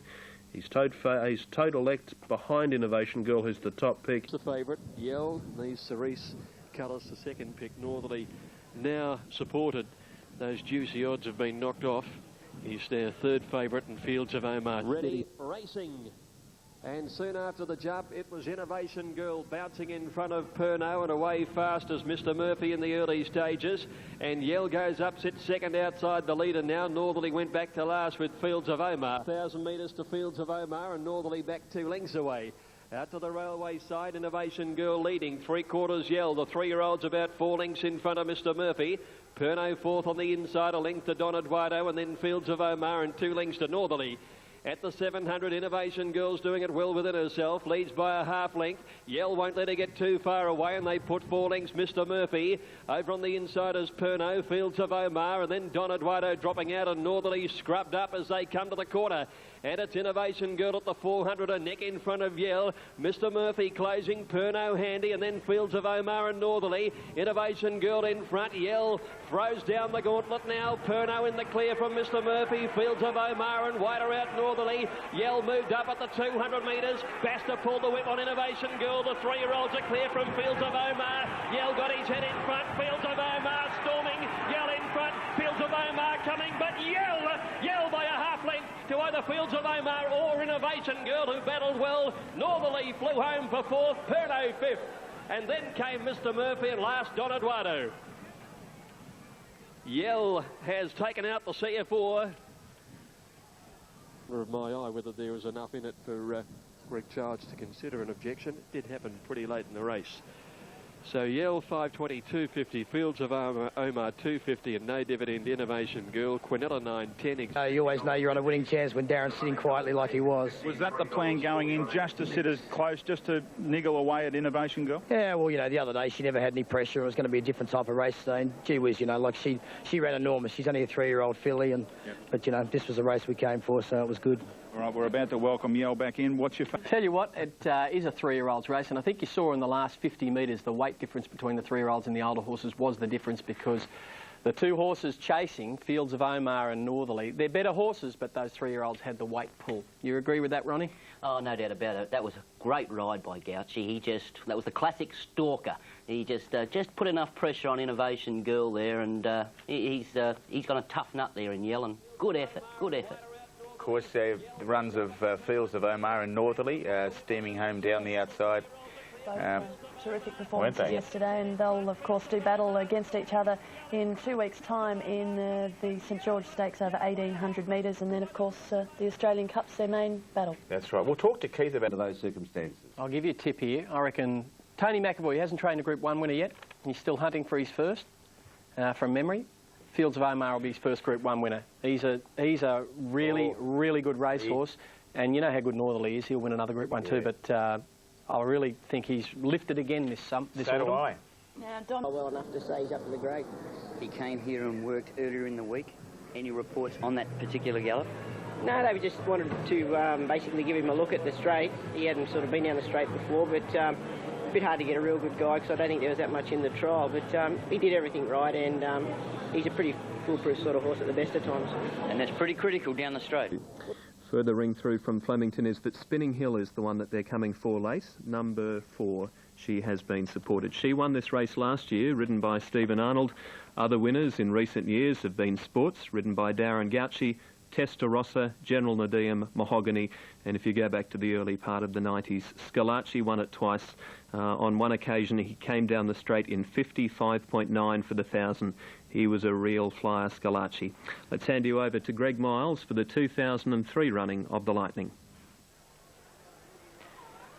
And this is a field that really does stack up well with all of those that have been run in recent history. Outstanding field getting ready now. Schwazier was the first to lock away down on the inside. Rubitano. Snowland with an attendant. They're away. Rubitano jumped okay and also away quickly as Schwazier, but he's going to be left solo on the flat side. The rest are coming out here where Snowland began flying and found the outside rail with Spinning Hill. Shags is going forward with Cosmic Strike, and wider out then Rubitano heading across in front of Bellispree, and back behind those horses Chong Chong and Azevedo, and Schwazier solo on the inside as they go towards the 600 metres. Hard to know whether he's in it or not as they come along now, and the leader is Snowland on the outside. Rubitano had gone up and just about joined him, followed by Shag. Spinning Hill on the rail. Bellispree is working into it wide out from Cosmic Strike, and then came Chong Chong. Azevedo as last, and Schwazier over on the inside on his own, coming towards the 200 metre mark. Rubitano the leader, Bellispree after him. Spinning Hill joins in, and Schwazier is in the hunt on the other side. 100 metres to go. Schwazier on the flat, Spinning Hill on this side. They're on opposite sides of the track, and Schwazier's done it on his own down on the inside and won it from Spinning Hill, Azevedo, Rubitano and Bellispree. Then came behind these to finish was Shags, trailed in by Cosmic Strike, and then Chong Chong and Snowland. Extraordinary. I think he's one of them. And were you thinking other horses may go with you? I thought Rubitano might have went the inside with us, but we were always going to go the inside. And mate down here, City Hill, he's a genius at the track, and he said if you stay up against the fence you might have an advantage, so it's worked out that way. Well, I mean, this has been probably the hardest test the horse has ever had going in against the class that he did. Were you confident going in, Paul? Look, when we trialled him 3 weeks ago, geez, I've never seen a horse trial better, geez, he trials solid, and he's no doubt, the look of him will improve with the run, but I was pretty keen on him, I'll tell you. Yeah, just going to the barrier, or he was a bit... I ran the Oakley Plate. 9, 1 and 6. They've run 56.6. I tell you, she's run second, but she's a good mare, and she's Spinning Hill. It's a great run. Schwazier and Glenn Boss, the lone horse on the inside, winning the Lightning for 2003. Quite incredible. We just had a look at the head-on vision down the home straight, and today he was as good as ever, Schwazier. He went as straight as a gun barrel right down the straight, hard up against the fence, and has been able to stave off the challenge. If you go back to the Spring Carnival of last year, he was still up to a few tricks, Schwazier. But perhaps Paul Perry has finally sorted him out, and we always knew that when this horse ironed out those problems that he had, problems in his head primarily, they were psychological, he was always going to be a top-class racehorse. And maybe during the autumn, we are really going to see the best of Schwazier. He could stand up and be... Well done. Yeah, thank you very much, yeah. Well, going in, we wondered inside or outside. Yeah, well, listen, I always had the plan of going inside. A couple of things swayed me. The horse is pretty well, doesn't really need he doesn't need anyone else to sort of do what he's going to do. He doesn't need a leader and he doesn't need anything following him. And I didn't want to take the chance on if I went to the outside and been trapped 3 wide away from the fence, because he likes to find a fence to follow, especially up the straight, because in the spring he got lost. Yep. So I just made a conviction. I told Paul what I was doing, and he said, do it, that's a great plan, do what you want to do. Glenn? With or without. He said, do it, that's a great plan, do what you want to do. Glenn, he was going to run time with or without anyone else. Well, he has caused interference in the past coming down the outside. Yeah. Just through Guineas, yeah. Just through being an immature 3-year-old. Now he's grown up. And no, I give you 10 out of 10. You live and die by the sword, and you're certainly living by it. Oh, a good mate of mine, Jimmy Cassidy, always says you live and die by what you do, and your word is your conviction. So that's what I did today. And Glenn, just in regards to yes. Open race, a tricky one. 6 ahead of 3, 2 and 9. Andrew, can we find out any more about Red Labelle? Going to try for you, Elf. Still got time to jump on here and mark probably Red Labelle first up. Been backed into favourite on track ahead of Labella Dame, who's continued to drift at every call. Third favourite, very solid, is Red Labelle. And there's been Labella Dame jumped okay on the inside. In fact, it was a beautiful start. Dexterous got away quickly too. It's up with the leading horses. Ribe has dropped out to be last, and as they settle down, Gazania goes through and takes over the running at the 1200. Fiji Dancer 3 lengths away. Gazania in front, heading towards the 800-metre mark by 4. River Woman second, Lashter's third. Kabushka doing it tough out wide. Labella Dame a good trail on the inside, and then came Dexterous. Red Labelle's also wide, but does have a little cover, and they're followed by Tri-Magic in the green colours down on the inside, followed by Ribe, Miss Ali Royal, Ennis Kerry and Fuji Dancer. Gazania led, but narrowly only, coming around the home turn. River Woman on the outside, and Lashter's deeper still. Right behind them, Labella Dame, and they're followed by Dexterous, trying to work into it with Kabushka, and further back is Red Labelle. Lashter moved up with 300 metres to go and gone to the lead ahead of River Woman. Dexterous is running on well down the outside. Ribe is coming. It's lashed in front at the 200. Dexterous to danger. Lash from Dexterous, Ribe, and then came Labella Dame. Dexterous put the head in front of Lash, 50 to go. Dexterous with a narrow advantage. Lash kicking back, but Dexterous just beat Lash. Ribe 2 lengths away third from Labella Dame, River Woman. A break behind those to finish in the race. Then came Tri-Magic, Kabushka, Miss Ali Royal, Red Labelle. And then came Gazania, found the distance a little far. Ennis Kerry never came into it, and Fuji Dancer last all the way. 2 and fifth, number 7. Dexterous really came of age late in the spring last year. She won at Moonee Valley on Cox Plate Day, and then she didn't reappear until the Sandown Guineas, and she comprehensively beat the males in quick time and has returned from a spell to win here. Second victory. He's the one that his Sydney form was outstanding, but you'd feel that watching the race the other day, but wherever they finish, you'd have to think that Delago Bomb would be in front of him. He drew outside the other day, dropped back 3 lengths off him, and tailed him into the straight a couple of lengths and beat him home a couple of lengths. So you'd think that Delago Bomb would have had to lost a couple, and here that's a game of 2 or 3. To get there. Well, time we're about to tell. They've touted as a potential Group 1 star from the Bob Thompson yard. There he is. His name is Thorne Park. He holds the bulk of punters' cash. $2.40 Super Tab, $2.10 New South Wales, and $2.40 Union. Field stud is for the 18th running of the Cadbury Guineas. Mythological in the black with starter Haslam. Racing now at the 1600. Titanic Jack just a touch slow to move out of the stalls. Natural Blitz jumped well, so did Thorne Park. He's up there with Prime Century going to the lead. Jeremiah's handy. Tycoon Ruler boots up now, and so does Mythological out wide. So there's great pace, and the Hughes pair at the end. Delago Brom second last, Titanic Jack is last. Tycoon Ruler the leader. Mythological will keep him honest. Titanic Jack's on the inside of Delago Brom. Coming up towards the turn, Tycoon Ruler in charge. He's about a length clear. He slowed the tempo down too through the last 300 or 400. Fielders bunching up behind him. Over on the outside is Mythological. Jeremiah comes 3 wide. Prime Century behind the leader. Natural Blitz has worked in handy. Thorne Park peels out. Delago Brom came outside him.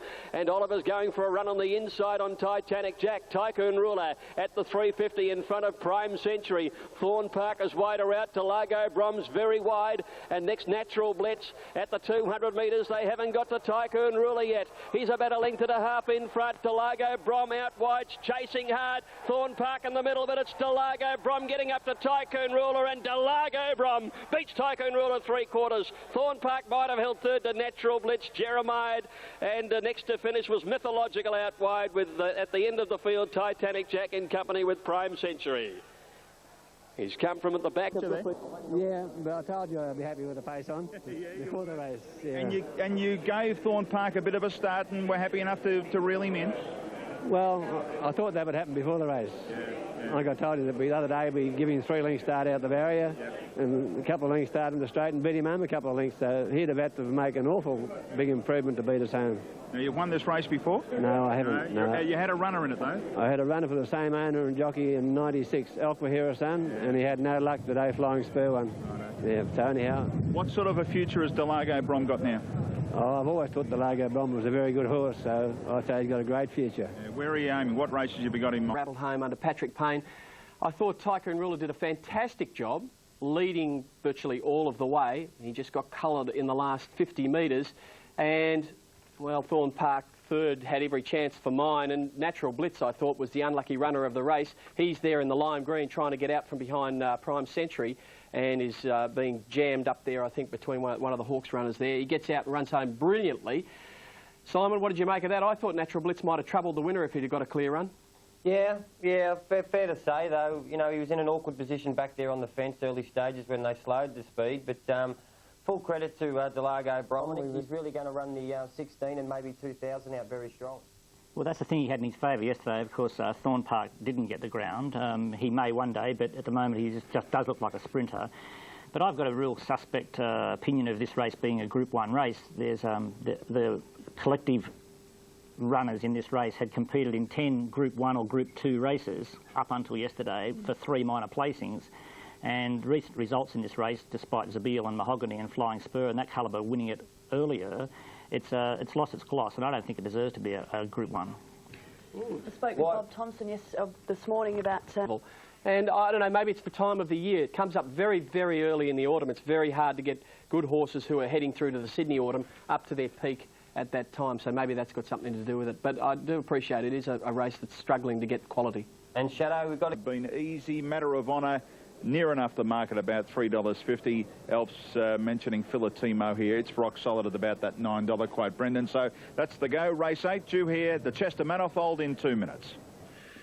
Okay, we await Greg Miles' call very, very soon on the card. Morpheville, 12 minutes off Ville, 12 minutes off. Now here's Viking Ruler, $1.5 million as a yearling on the comeback trail after injury, and there has been some support for him too.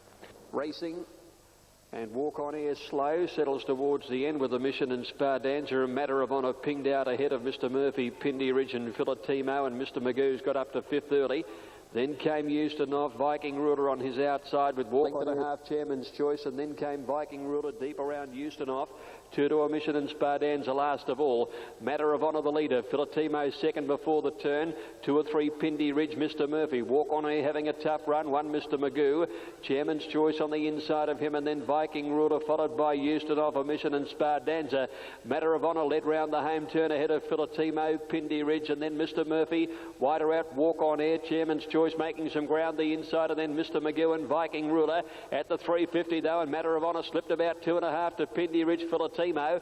Then Walk On Air and Mr Magoo on the outside, but Matter of Honour is responding gamely at the 200 metres. He's holding about 2.5 on Pindy Ridge. Mr Magoo and Walk On Air is running a very big race. Matter of Honour is clear though with about 50 metres to go, and he'll be all the way. Matter of Honour wins it. Walk On Air a big run second, Pindy Ridge third, Mr Magoo 4, then Chairman's Choice followed in by Mr Murphy, trailed in by Filatimo. Eustonov has finished well back, and so did Viking Ruler, with a Mission and Spardanza always at the tail together.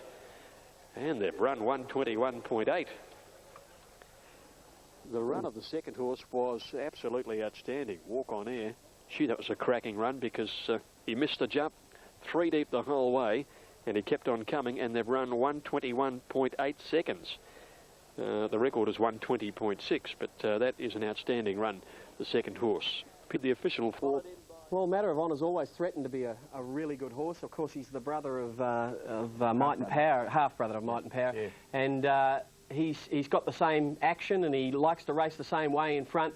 He's doing a great job. Damien Oliver rated him well in front there, and he was just too strong for them over the last little bit, though. They were closing on him, and Walk On Air missed the kick. Full of excuses, the owner of Walk On Air.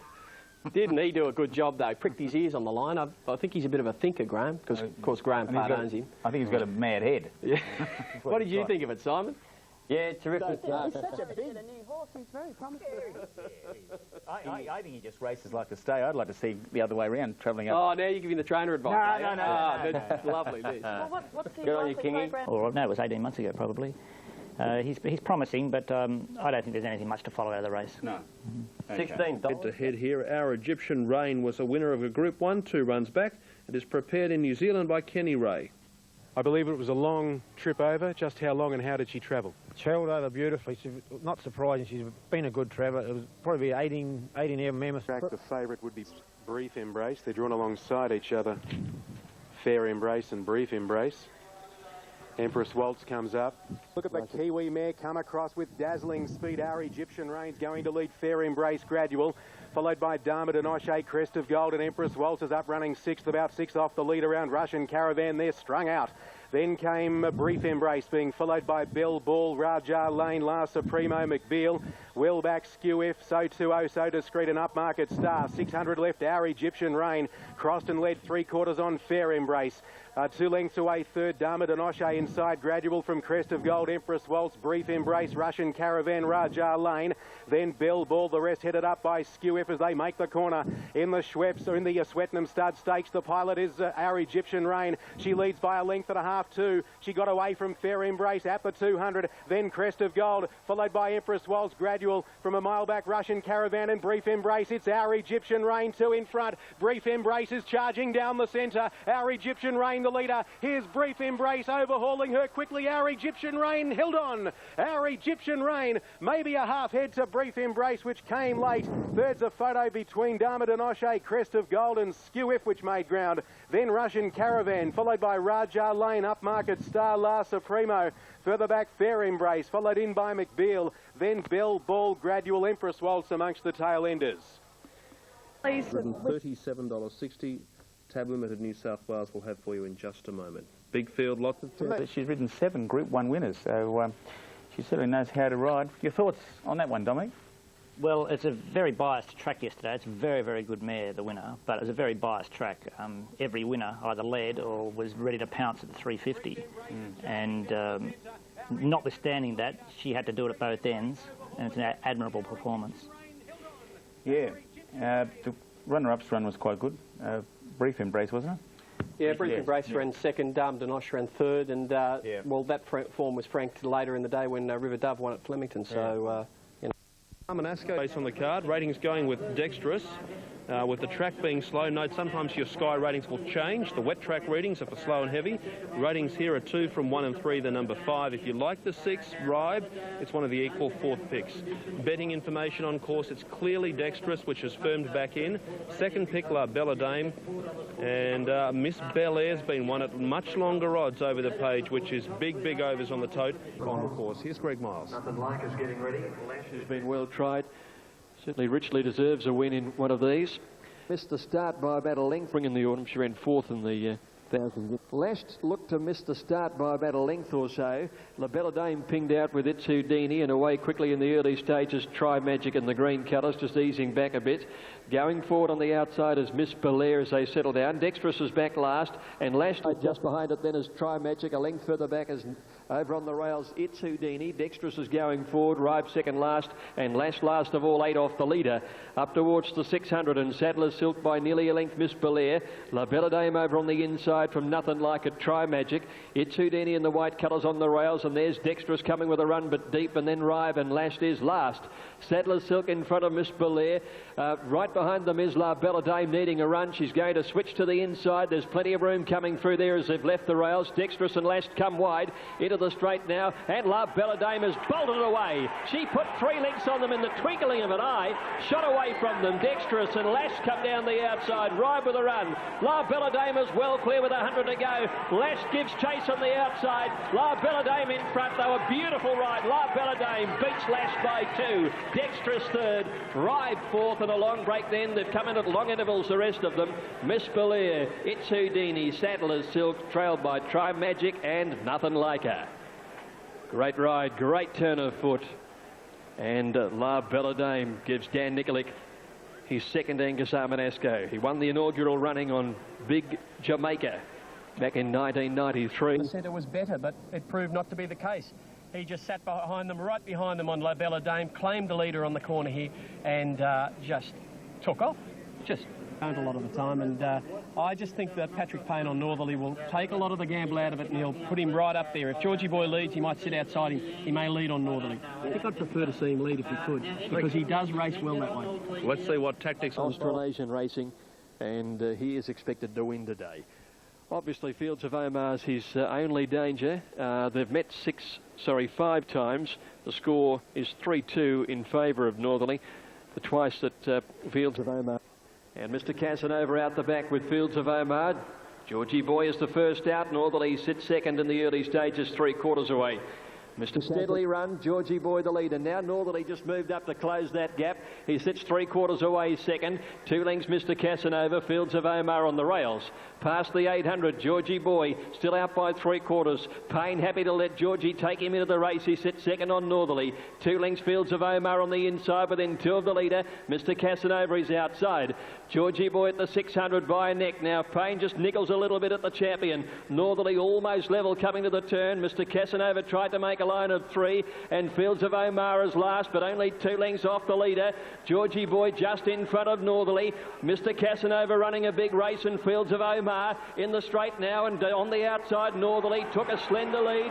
Fields of Omar comes with a run at him on the inside. Payne pulled the whip. Northerly's about a nick in front. Fields of Omar's having a go at him. Northerly about a head in front of Fields of Omar. They're racing tight. Northerly, what a champion you are. Pulls out enough. Northerly beat Fields of Omar 3/4 of a length. 5 lengths Mr. Casanova. It's a favourite trifecta and Georgie Boy picks up $8 grand for that. Oh, stirring stuff here. The big crowded Caulfield just rose as one where Northerly fought off that determined challenge. Andrew Bentley. I was a little bit surprised Fields of Omar was very brave. He was under the stick just before they straightened. But on straightening, he found a fair bit. And I guess he let Northerly know he was there. He put the head out, though, your horse. He just never gives in, does he? Well, he knows I need the money. So, no, it's his, a trait over the last couple of seasons. They can get to him, but it's pretty hard to get past him. He rolled in a little bit there, probably about the 200-metre mark. I haven't seen the head on or anything. I think both jockeys were clear, but I wouldn't have thought he did that. No. I'd have to deny that. Yeah, okay. How much improvement out of today going to your next run, Fred? Just on today? Just natural improvement, I think, with racing. I won't try and do much with him. It's just let him be... let him be himself. The run itself will help today. He's on a heavy track. He'll know he went round, and that should tide him up a little more. How do you put in this preparation? Richard Freedman, wasn't that an exciting race? A horse with the heart of a lion. Continues to astound me the way he fights this horse. He's off the bit for the entire journey. He gets to the front here, beats off one, and then beats off another one. He's a freak. I've never seen a horse race like him. He just has an unusual racing style. That hanging in the straight, that's a habit of his. And he does that when he's under severe pressure sometimes. But when he got up next to Fields of Omar, it was just, I thought Fields of Omar had a softer run, should beat him. Just couldn't. Isn't it just astounding? The heart of a lion, the ability to fight under pressure. Yeah, it's just like no other horse I've ever seen. I know he got close to Fields of Omar in the straight, but Greg Charles really didn't have to stop riding. And in the end, Northerly was pulling away, and I think the margin's about a length, so there'll be no protest. And, he is the star horse in this country, no doubt. Have a listen up to all expectations. He's the best horse I've seen in a long, long time. 151.8 is the time, so... Northerly was beaten on no less than 2 occasions in the straight, and just like the freak that he is, he just pulls it out, Keith. He is a terrific horse. He's the winner of 18 races from 29 starts of $8 million. He's won 12 of 14 runs at 1,600 metres or beyond, and he's an anonymous warning from trainer Fred Kersley, who said this morning that Northerly improves run to run. The further into a campaign, the better he gets both mentally and physically. If they can't beat him now, how are they going to beat him in the Australian Cup when he's going to be even better? He loves a dogfight. He got one from Fields of Omar, who twisted a plate in the race. So Fields of Omar is a quality galloper too, isn't he? Yep. But this horse is a superstar, Northerly. You know what? You watch him here, and he's got about 4 horses off the fence, and he's travelling along sweetly. He's under a bit of pressure, and here comes Fields of Omar. He's taken him on now. I'm sure Northerly went over to get next to him to eyeball him and say, come on, let's see what you really got. I think there's an intense dislike between the two horses. Would that be possible? I mean, they've had almost a couple of bumping duels and in their clashes. That they've had 4 or 5 now. Northerly seems to detest Fields of Omar. I don't think Fields of Omar has Northerly on his best mate list either. But Keith, Northerly hasn't got Sunline and Viscount on his Christmas list either. He doesn't like a real lot of horses. I think he just pulls up and waits for them and loves to just have that scrap with them. Yeah, I think he got sort of fluked in the Australian Cup, didn't he, by Old Comrade. I don't think he spotted Old Comrade on his inside because he was wearing blinkers. Now he is free of the blinkers and he sees them coming and he won't let them get past him. Yeah, well, amazing thing I found about that was I watched the race live there yesterday, and the absolute loose rein that Paddy Payne had him on going past the 1200, it was like he was in a canter in Centennial Park. I couldn't believe it. Like there was the rein was actually loose. Now you guys both being jocks, extra. Too quick, and he was a sitting duck for Fields of Omar if he was good enough to beat him. I tell you, you'd want to back him to get 2 miles, wouldn't you, the way he races? Yeah. I'd hate to be in a street fight with him, I tell you. I tell you what, had it just turned out to be a 2-horse race yesterday, well, it was a 2-horse race in the end, but only the 2 final acceptors, it still would have raised so much interest. It brings back the days of that 2-horse race, the final acceptors with Big Faloo and Rain Lover. Yeah. I think if there had been another horse in the race that had 4 lengths on Fields of Omar, Northern would have found 4 lengths. It's as simple as that. He just finds what he needs. Time to take a break on Racing Retro. Rose and Dane, that was the result there, but it's a hard race to win. Blue Diamonds. Don't ever let anyone tell you they're easy to win. None of these big races are. Hammerbeam, well, I thought his run was very, very good when he beat Al Murphy's Blue Boy. He was, you know, it was very, very good the way he got home there. Rasan's no slouch, and I think he'll improve today. Kuzi maybe just lacks the experience. Halle Berry, though, she's had a run on soft going. She's won on soft going. She's done nothing wrong. Mick Price is having a great run. Set up with the fast first half of that race. Brendan Fennick could be the young kid's payday with the John Hawke. Is the favourite in this, the first year really that Mick Price has attacked his 2-year-old racing with great gusto. He's ended up with the first and second favourites in Victoria's principal juvenile race. Hailey Berry, unbeaten in her 3 starts, is the solid favourite, and the fact that she's been on a wet track and won, punters are happy to stay with her. Rodine ran a placing behind her stablemate. Great performance, but had a jarring of a knee, and she's had to be kept in cotton. Hailey Berry jumped well, beat Rodine out. Hammerbeam was away reasonably, but can't muster. Away very fast was How Funny on the outside as they settle into stride now. And Gaelic Princess is showing some speed. But it's Hailey Berry at the 1,000 metres out in front by a length and a half. In second placing, Rinky Dink on the outside of Syrinx and Gaelic Princess, 4th and wide. A length and a half to How Funny, followed by Kuzi, and further back is Rasun on the outside. And then came Rodine, Scaredy Cat, Divine Secret, and Hammerbeam as last of all. Favourite Hailey Berry for D. Oliver at the 600 by a length and a half. Rinky Dink, Syrinx the inside, and Gaelic Princess out 3 or 4 wide. About a half length away to How Funny, followed by Kuzi. Rasun's hard ridden. Rodine's gone past it, coming towards the turn. And it's Hailey Berry, the leader. Travelled well round the turn by 2 lengths to Gaelic Princess. How Funny on the outside's coming home reasonably, and Kuzi looking for a run from Rinky Dink, and Rodine the widest runner, but Hailey Berry at the 200 out by 2.5. Rodine's the danger coming home, and then Gaelic Princess and Kuzi. Rodine swept up 100 to go, went to her stablemate and took the lead, and she's racing away, and it's Rodine to win the Blue Diamond by 2 lengths to Kuzi. Hailey Berry 3rd, 4th in Divine Secret, Gaelic Princess 5th, long break to How Funny, Rinky Dink, Syrinx, Scaredy Cat, Hammerbeam and Rasun. Rodine. Halle Berry, of course. I saw Rodine getting niggled, and I thought, well, that doesn't mean a lot for her because she doesn't know much and she needs the full 1,200. I'm very, very happy for Danny because he stuck his neck out and took a pick and took the right pick. So, you know. How's this, mate? Give us a, you know, you happy inside? I'm a very serious man. He's pretty happy, though, Brendan, winning the Blue Diamond. Oh, no doubt he would be. And a filly by Flying Spur. Richard, you've had a lot of fun with Flying Spur. Yes, unfortunately, I'm getting older, and now I see all the... In about the 600, the 650, she started just come off the bridle, and she can do that in her track work. And when I shook her up early, for the first 2 or 3 strides, I thought, geez, there's not a lot there. And when I put one around her tail, she just let down. She's like that in track work. She's a bad track worker, and she only does what she has to, but sometimes they're the best horses to train. Extraordinary win there, yes, 26 days between runs. She had a problem between runs. She was the first horse off the bit at the 600-metre mark and stormed home down the outside. It's very, very unusual to see a 2-year-old do that. Great run from Rodine. I thought that the second horse, you can see him there with the black with the pink cap, Kuzi, what a great run he was as well, because he really didn't know what he was doing and he got into probably the slower part of the track. Fantastic effort, Keith. And all in all, the fillies filled about, well, I think he was the only colt, Keith, that actually figured in the placings. They were all fillies behind him as well. Yes, that's right. And we're still a little bit hesitant down this way of going, and especially the track being a little bit slow too. Good. No, I think pretty much the first 4 across the line were the best 4 horses. She kicked away. And like the winner was a very impressive win, but they did have every chance. Came down the outside and by far. I reckon that's about when the track started to give out then, around about race 5 or 6. What do you make of Kuzi, Wayne? Yeah, I think it was sort of difficult for a horse going down there to Melbourne having his first run and trying to keep him away from the fence, yet, you know, he seemed to be on the wrong leg anyway, so I think he's a very, very promising horse. Point you make there. It's all just natural talent with him, Cusey. Now rewarded me, he did win the Group 1 at his last start. Brilliant speedster if he finds the fence. Look, he's got a few loose wires, Schwazier, but if all the connections are right today, I see him as the winner. Okay, and there's been a couple of moves at longer odds, in particular for 13 Depraved. Note you're getting massive overs, almost double what they're betting on course. Azevedo being kept safe. Now, there's an interesting story. It's such a lightly raced horse. Already, as mentioned by John Simons, it was Bellispree's day in the Blue Diamond. Race due to go 3 from now.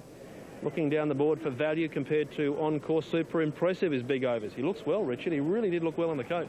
Oh, he always looks well, Brendan. He's a lovely horse. Was a previous winner of it as a 5-year-old some 3 years ago in the All Cerise colours. Schwazier now coming into the line.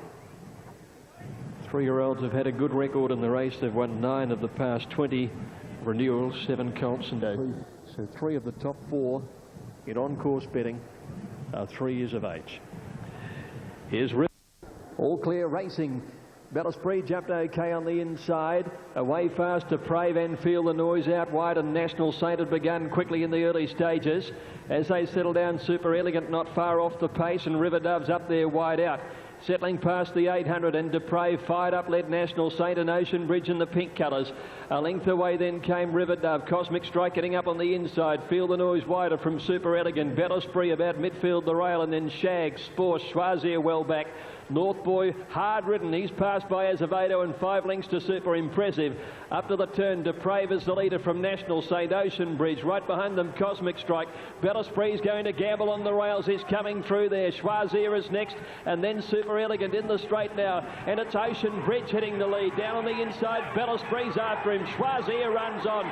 River Dove down the outside. 150 metres to go, and River Dove has hit the lead on the outside from Ocean Bridge. Schwazier in the centre. River Dove in front. Schwazier can't get him. River Dove holding on. North Boy flies. River Dove wins it. Photo for the minors. North Boy flashed home. Schwazier and Ocean Bridge on the rail from Super Elegant, National Saint, and next Shags, followed by Cosmic Strike. Super Impressive past a few. Then Azevedo trailed further back by Sports, Feel the Noise, Bellispree and Depraved. In there, Brendan. The Hurricane Sky mare continuing Matt's good run in this race with fillies or mares. Miss Kornikova, a former winner of this race, and Stephen Baster won this race aboard Mukhtar a decade ago. And there's another little... She just tries. She's out try, and you know she was rewarded with the Group 1 win. She's been up for a while, so you won't press on most likely to the Newmarket? No, she doesn't run 1200. You know, we've tried a couple of times. Oakley Plate, and it's also second Oakley Plate for Stephen Baster as well. She's a good filly, that River Dove. She's had a great preparation so far. Keith, it was all the horses from the back of the field that rattled home. That early pace took its toll. Yes, it did, Richard. There's River Dove, Stephen Baster, his second win, as you said. They were 10 years apart. An unusual race. Bellispree beaten by the barrier. Choiseul slipped at the start. Glenn Boss said that cost Choiseul a win. And North Boy, what an incredible performance. Shadow highlighted that, and there's North Boy in the pink colours, widest on your screen. He was 12 lengths away from the leaders at the home turn, not in the race, and he storms home to grab second. Quite an incredible run. He's by Rory's Jester, probably not suited on the wet, although he'd had a couple of wet track wins. Race there. So I don't know what to make of the race. I think it was probably the right race on the right day for River Dove. It's Planchet ahead of Force Apollo and Bois, and then Athelnoth. 1 from 6 and 11, then number 10. This is one of the feature races, the Group 2 Royal Sovereign Stakes. Planchet, Half Hennessy, Snowland back from the Lightning, some star gallopers going around in this event, and Gary Putelli sends his a rising star, Charlie Bubb, to the line. Gary, Charlie Bubb, she's a nice here if you missed them, went 1 from 6 and 11, then number 10. Had Snowland 2 lengths off. Racing in the Royal Sovereign, and Snowland jumped out quickly. Likewise, Athelnoth and War out well. Then Planchet Force Apollo, followed by Sportsman and 100. It's Snowland ahead on War, 2 lengths to Force Apollo, followed by Planchet Sportsman, and then a length gap to Athelnoth. Close handy next is Half Hennessy, followed by Rouge from Charlie Bub. 3 lengths to Clang-a-Lang, and a length and a half further back is Beaver. By the 600 in the hot pot in the Royal Sovereign, Snowland leads nicely. Bois is second, Planchet third, followed by on the inside Sportsman, and then Force Apollo and Athelnoth, and Half Hennessy and Rouge Hom head the others. They're homeward bound, and Snowland increased his lead on Bois to 2 lengths, then Athelnoth, followed by Planchet, and Charlie Bubba's next down to the 200 marker, and Snowland taken on by Athelnoth. Here's Athelnoth bridging the gap on the favourite, and quickly Athelnoth raced away from Snowland, Planchet, Charlie Bub, but Athelnoth will win it easily. Athelnoth wins the Royal Sovereign in grand style. Planchet second, Charlie Bub third. Snowland walked in from Clang-a-Lang, Sportsman, Bois, Beaver, Rouge from Half Hennessy, and Force Apollo at distant last. On that return to racing, but Athelnoth proving too good. 10, 1, 8 and 3. All we await now is the time, which will be very interesting considering how... Athelnoth will give him a good spur along there. A couple of other good runs in the race, Michael. What do you think? Oh, well, I thought the all-ons with the winner there. I mean, he was a weighted certainty, actually. He met all those other horses like Planchet, Charlie Bub, Snowland on level weights. Was getting 4.5 kilos off them on Saturday. He had 3 runs under his belt, and like 8 of the 11 runners were first up. I thought that was a pitch-in race for him, and it was... it proved the point. It was a good win. I thought Charlie Bub's run was good. And Charlie Bub, I thought his run was good. And I was a bit disappointed in Snowland. I thought he capitulated pretty quickly. Do you agree with me that once they get out of... Well, Sky rates a special ahead of Miss Zoe, Hosanna and Pompeii. 13 from 3, 7 and 9.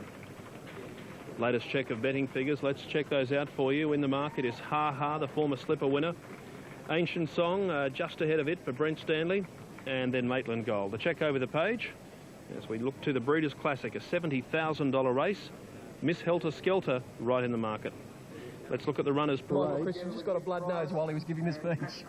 Got a bloody nose. The pressure must have been too much. Would be intense in the Group 1 winner's circle. They're off this time, and the heavily backed favourite Ancient Song got the best of it. Plain Crazy came out pretty well. Miss Helter Skelter and Pompeii with Rosa Marauder and Richard improve, but Salute is Hosanna. They work their way along the side past the 700 marker, and Ancient Song a length and a half on Miss Helter Skelter out wide. Pompeii the middle, Richard the rail, then Rosa Marauder between Deep Plain Crazy, Ha Ha the fence over Gahila Baby, Maitland Gold, Miss Zoe, then Hepton Stall and Hosanna, and Republic Lass is last. Ancient Song taken 5 off the rails around the corner. A length on Richel, Miss Helter Skelter third. Near enough to the fence, Ha Ha, then Pompeii, Plain Crazy and Gahila Baby. Richel raced up to Ancient Song. Miss Helter Skelter is joining in, followed by Pompeii. And here's Hosanna rattling down the outside. Miss Helter Skelter hits the front from Richel, a bit of tightening, and down the outside comes Hosanna, but it's Miss Helter Skelter's Breeders' Classic. Miss Helter Skelter has beaten Hosanna, Richel, then Ancient Song with Miss Zoe. Republic Lass caught the eye, really zoomed to the line from Ha Ha Pompeii, and then Plain Crazy, followed by Maitland Gold. Another length or so, Rosa Marauder, Gahila Baby, and last to complete the course was Hepton Stall. Towards a race like the Group 1 Coolmore Classic, a daughter of Octagonal. In the meantime, Doomben standing by. Randwick, firmers include Corral Boy and Fuadi. Lonro out for $1.50. Belle de Jour into $11 on the total. Let's link up. This Group 2 is worth $150,000. You missed highlights earlier today.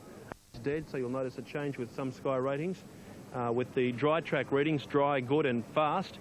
Sky ratings, and they change if the tracks become slow or heavy. So there may be some... So they're just about right for the Expressway Stakes, $1.50, $1.20 for Lonro. The Expressway, they jumped in a nice even line. Who is going to lead? Kingsgate wide out, pushing on. Fuadi on the inside will shade Kingsgate. Belle de Jour third, for a half back and 3/4 to Bedouin.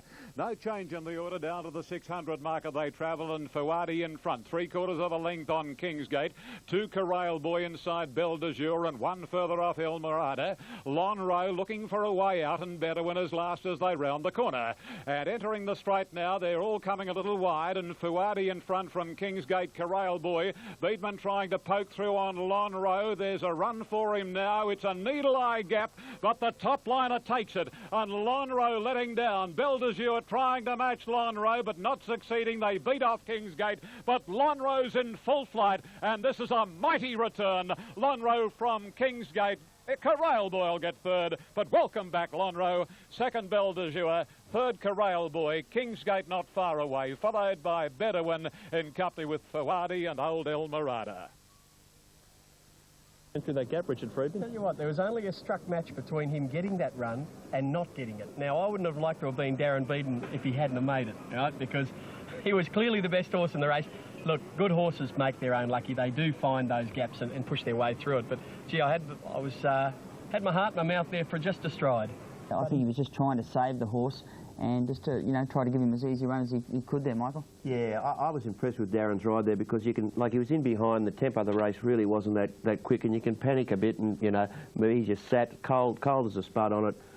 Took his options when he straightened up, took that tight run and dashed through. You can see him there bullocking through it. See, to my very mind, good win. That's a dangerous run to take. Well, it probably is, but, you know, like pressure. Darren, yeah, well, that's true, but Darren's been under pressure before to take those sort of runs, so, you know, he had to take it up. The run was there. And you only do it on horses that can take that run. Yeah, exactly. He's a bulldog, that horse. But he was under pressure, Brian, and this is exactly what you're talking about. He's under pressure to win on that horse, enormous pressure. He takes a run that looks to the layman's eye a dangerous run. Yeah, look, it was a dangerous run, and I agree with what Wayne just said. I mean, this is where experience with jockeys comes in. Now, you wouldn't take that run on any other horse other than a horse like Lonro or a horse that's got lengths on everything else. That can accelerate through it. You get in there quick enough. Yeah. I mean, you wouldn't even try to do it on a horse that's labouring and he's struggling to get in the gap. Well, if they're travelling well and you can get in, bang, you're in there and gone before they even... Okay. And we're not in the same class, but good runs by Corral Boy and also Bedouin got home late there, but Lonro, all on us.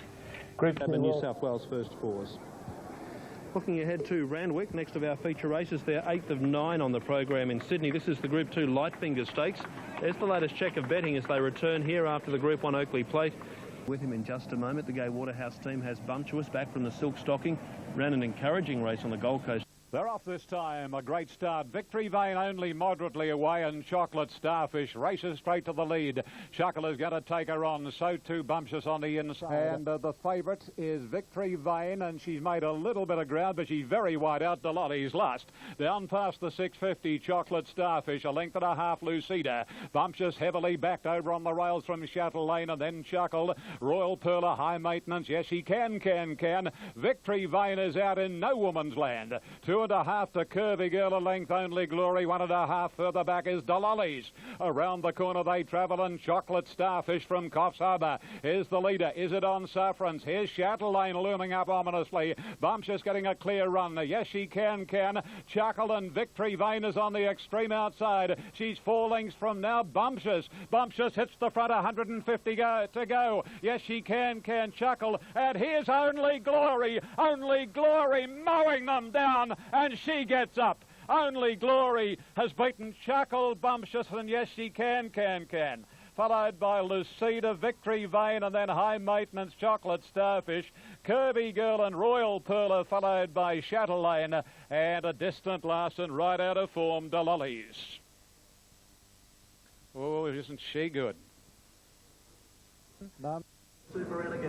And the value bet there had the equal top picks as the 5 and the 6, so they've run 1, 2, and Darren Beedman's enormous day at Sydney headquarters continues. 4 winners, including Lonro, and now Only Glory in the Lightfinger Stakes. And seems to find one better. I mean, she's had 10 starts now for 7 seconds, so she always runs a great race, but all credit to the winner, really. Sat a bit deep and at the back of the field and was too strong. Only the wet track probably wouldn't have suited her either. She's by Dane, who a lot of them just don't like the shifty ground underneath. They don't, and she's a big filly too, which is another point against the wet track for her. But she actually gets through the ground quite well for a big filly, and as you say, her breeding sort of is against it too, but so she does well. Victory Veins running that. I thought it was okay under the big weight. Oh, Michael? No, I'm not convinced. I thought the winner gave her a start and gave her a lick. The winner came from 2 lengths behind. I mean, the tempo of the race really suited the front markers. They didn't go that quick. It was a sit and sprint race. She came from 2 lengths behind. It came through inside her and blew her away in the last 150. Very hard to be a good horse at both ends of your career. I mean, a lot of racing as a young horse, it may be starting to take the toll on Victory Vein. No.